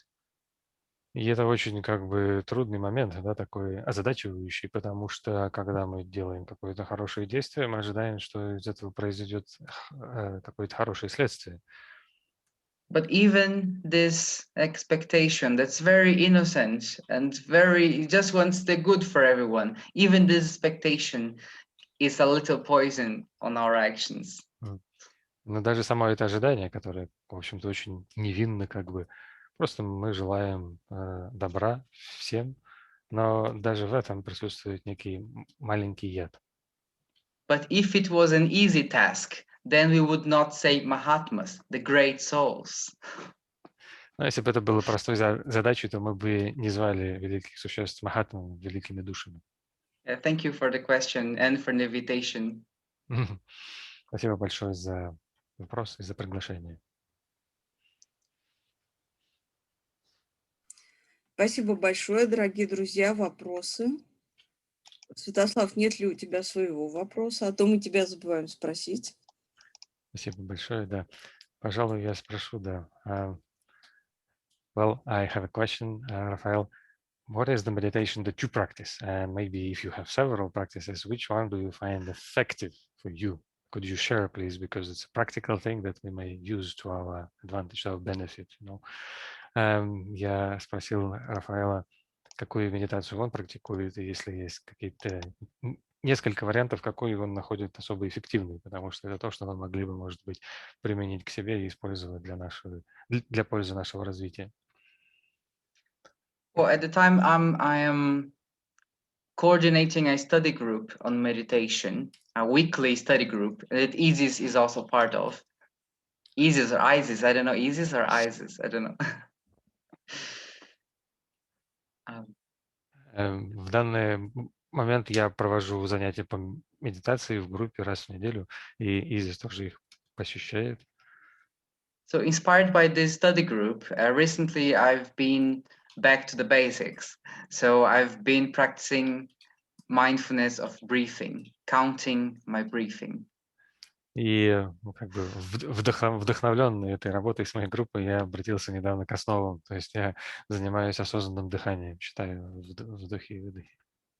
Because even though it's a practice that is recommended for whoever is beginning, it can also get you a long way, and it can reach more advanced stages as well. So it's not only for beginners. Потому что хотя это практика, которую всегда рекомендуют для начинающих, но она может, в общем-то, увести нас далеко на пути духовного развития и подвести нас к очень продвинутым уровням.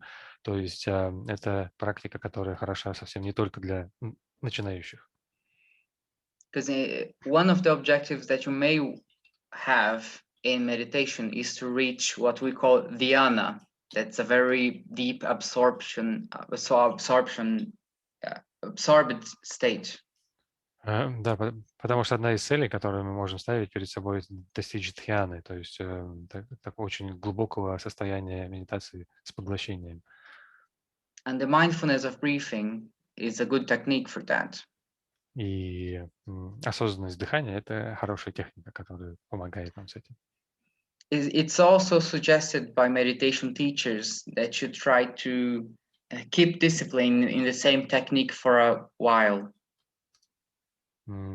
И given the breathing awareness is also recommended by other teachers.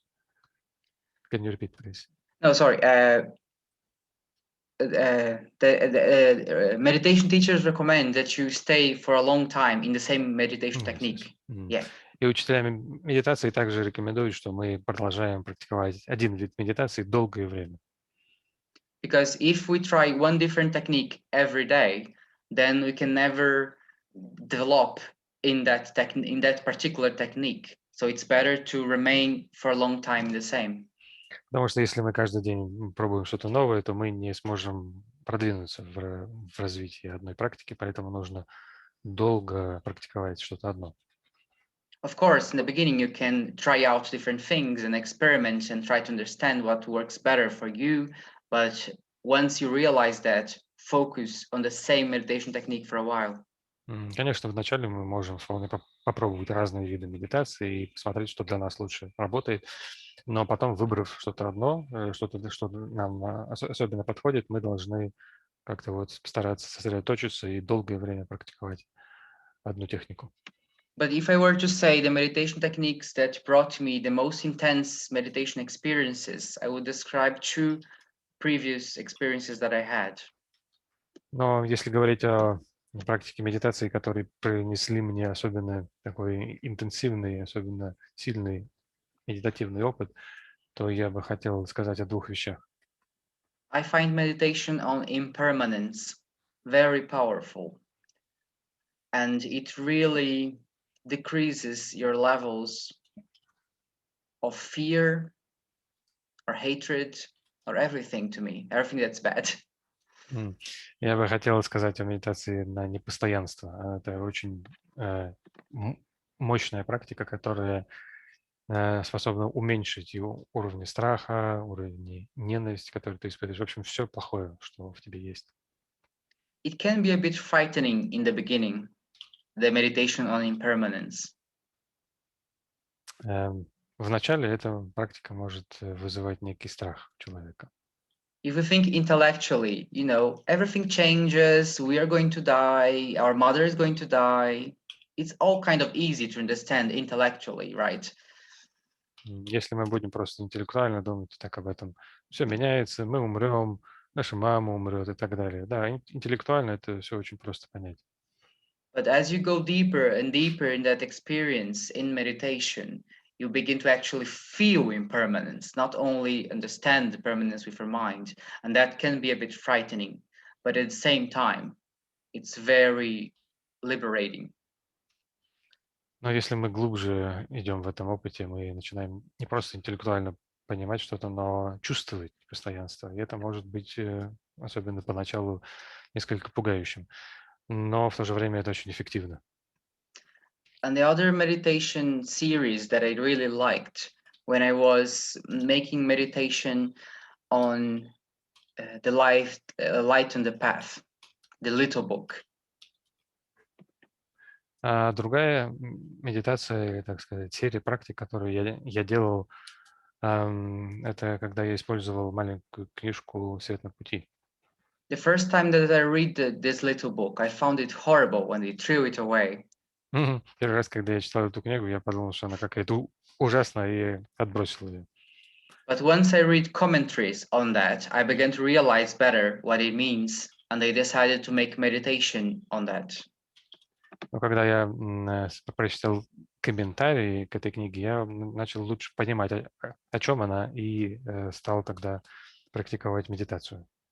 So in one meditation, I would take just one little fragment, like the one that I showed you. Cue ambition, cue desire of life, because ambition, desire of life, and what's the last one? Anyway, you just pick the three of them, and the desire and comfort, and the complement. Work as those who are ambitious, the respect life, blah, blah, blah. So I would take these bits and meditate only on that. Например, вот я брал один фрагмент, как тот, который я провел сегодня. Убей желание жить, убей амбиции, убей желание утех. И как бы дополняющую следующую цитату, которая говорит, что там, трудись как те, кто амбициозны и так далее. И вот я медитировал бы только на один этот фрагмент. So you try to enter in this more meditative state, and you repeat the phrases again and again and again, and you open your mind to new interpretations that come from that. И в этом состоянии ты как бы стараешься погрузиться глубже в медитацию, повторяешь про себя эту фразу и открываешь ум новым пониманием, которые приходят. And it's like opening the box. It's like the Light on the Path book is like a box that we just see the box, but it's closed. And it's like opening it when you meditate.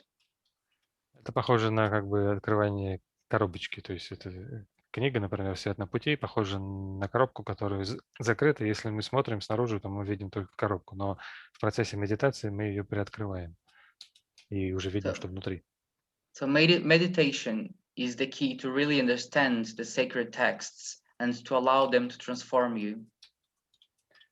Так что медитация – это ключ к истинному пониманию священных текстов и к процессу самопреображения с помощью этих текстов.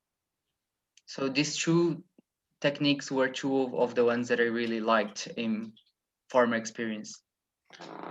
Так что вот эти две техники, эти два подхода – это то, что мне очень понравилось в моем прежнем медитативном опыте. Thank you for the question. Спасибо за вопрос. I have to react in at least one word. What I do is exactly the same that you describe, and I also confirm it being very effective in my spiritual practice. Although I use Lamrim for this reflection of a bit.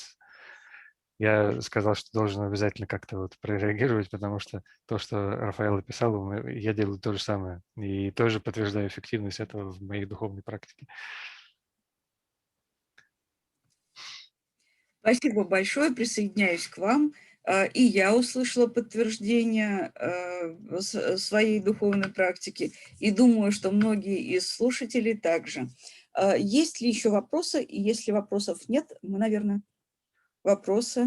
Well, I also join your enthusiasm. I also found some support for the practice that I do, and I think many people also. Thank you very much. More questions? Святослав, может быть, у Рафаэля есть вопросы к нашей жизни, деятельности. Может быть, он хотел спросить что-то у русской секции нашего братства, как он сказал. Большой теософской семьи, да. Как он назвал нас, да. Raphael, maybe you have a question to us, to the Russian section of our great Teosophical family, as you put it.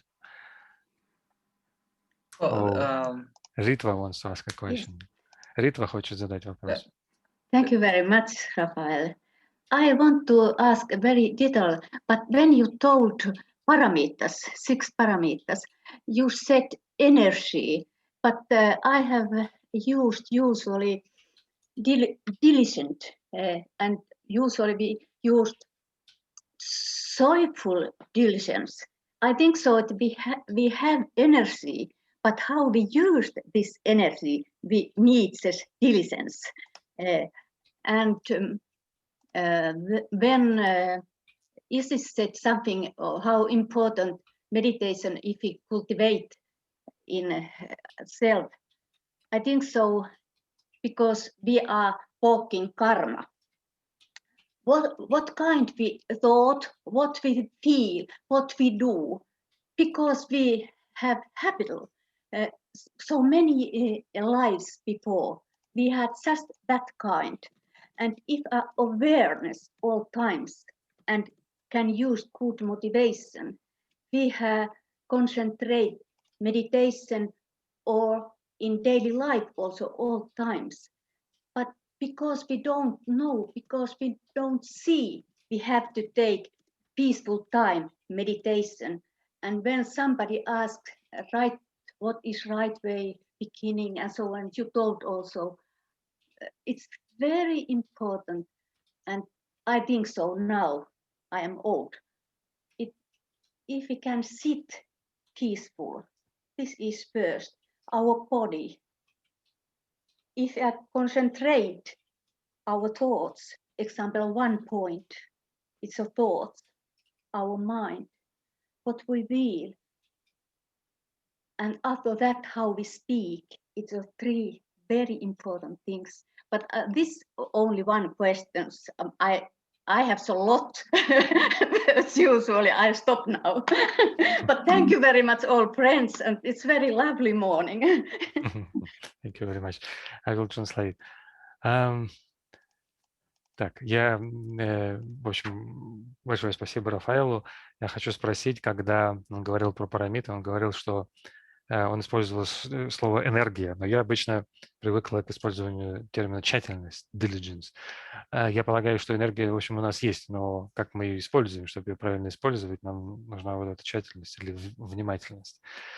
Также Изис сказала о том, как мы культивируем себя.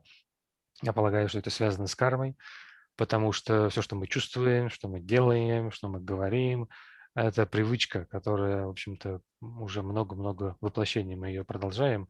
И именно осознанность позволяет нам понять, что происходит, и изменить это к лучшему, и в том числе изменить наш мотив. И мы могли бы делать это в повседневной жизни, мы могли бы осознавать себя в повседневной жизни, но это очень сложно, это скрыто от нас, поэтому нам обязательно нужно время для спокойной формальной медитации. Мы можем сесть, помедитировать. И также о том, с чего начинать, да, то есть правильное начало очень важно. Я полагаю, что спокойно и мирно сидеть – это правильное положение нашего тела, да, мы его осознаем в этом положении. Если мы можем сосредоточить наши мысли, то мы создаем наш ум, а потом, исходя из этого более совершенного, может быть, состояния, мы правильно говорим. Вот эти три вещи очень важны в начале, для начала. Yeah, you are right about I use the translation as energy, but the proper word would be virya, right? Virya is the Sanskrit word, and it can be translated in several ways. It could be diligence, energy, or vigor. Sometimes it's also translated as vigor. Да, вы правы. Я использовал термин «энергия», но мы знаем, что санскритский термин, который здесь используется, это «вирья», и он может переводиться по-разному, в том числе это и энергия, и усердие, и, скажем, напор или рвение.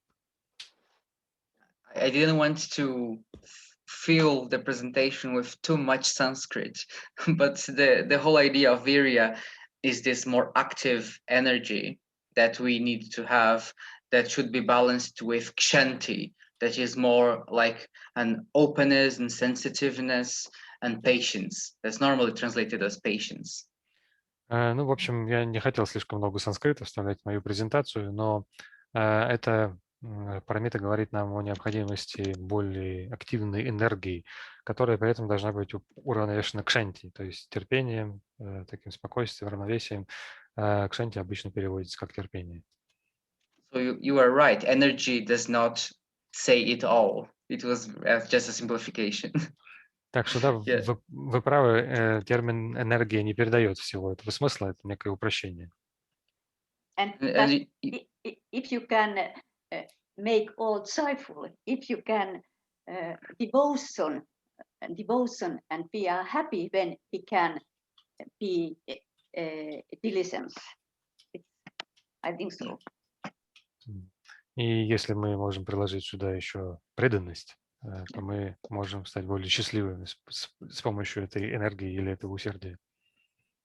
And you also mentioned the karma thing. And one way of understanding the relationship between meditation and karma, yeah, better translate that, I guess.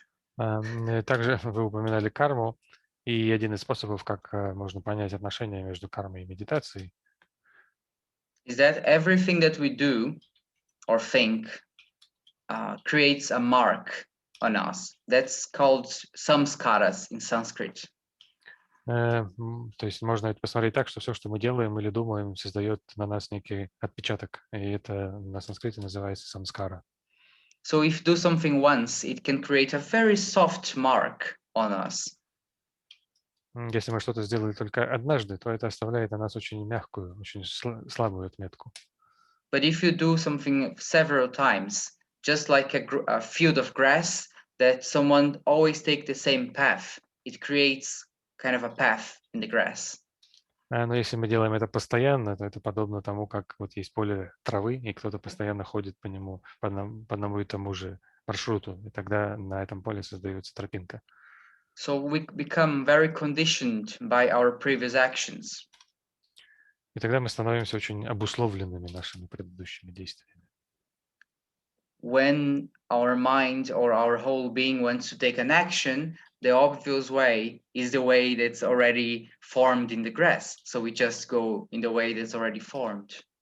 Тогда, когда наш ум и все наше существо хочет совершить какое-то действие, то ему сразу становится очевидным путь, который представляет из себя вот эту тропинку, которая уже протоптана в траве многократными прежними повторениями. And that way we make this tendency even stronger.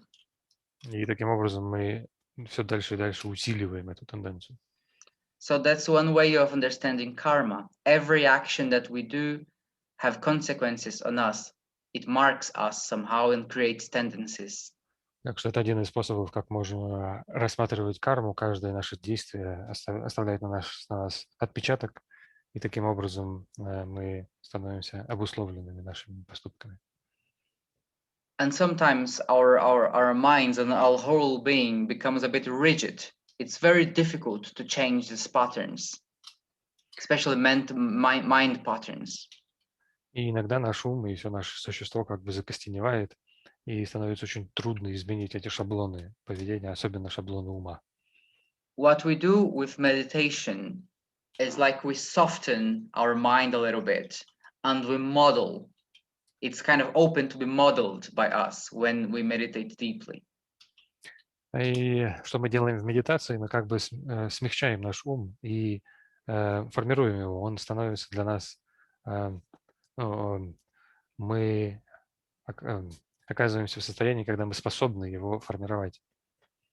And that's why it's said in the tradition that deep states of meditations, like the dhyanas, have very important karmic consequences, like cleansing. И поэтому в буддийской традиции говорится, что очень глубокие состояния медитации, например, как дхьяна, имеют очень важные кармические последствия, то есть, в частности, касательно процесса очищения.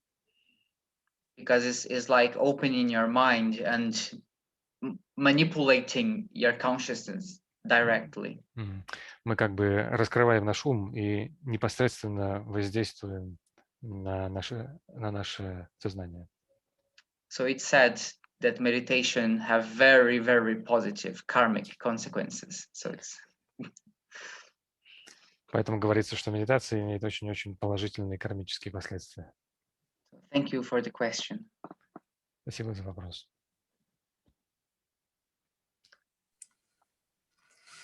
Спасибо. I was going to say that now is already day here. Я хотел заметить, что у нас уже наступил день. That's beautiful now, the sky outside. It was dark when we began. И небо снаружи очень красивое. Когда мы начали, еще было темно. Very symbolic. Очень символично, да. Большое спасибо за лекцию. Ждем вас в Россию. Надеемся, что следующая лекция будет в личном присутствии, не через Zoom. Well, huge thanks. We are waiting for you coming to Russia. And we hope that the next lecture will be personal, not through Zoom.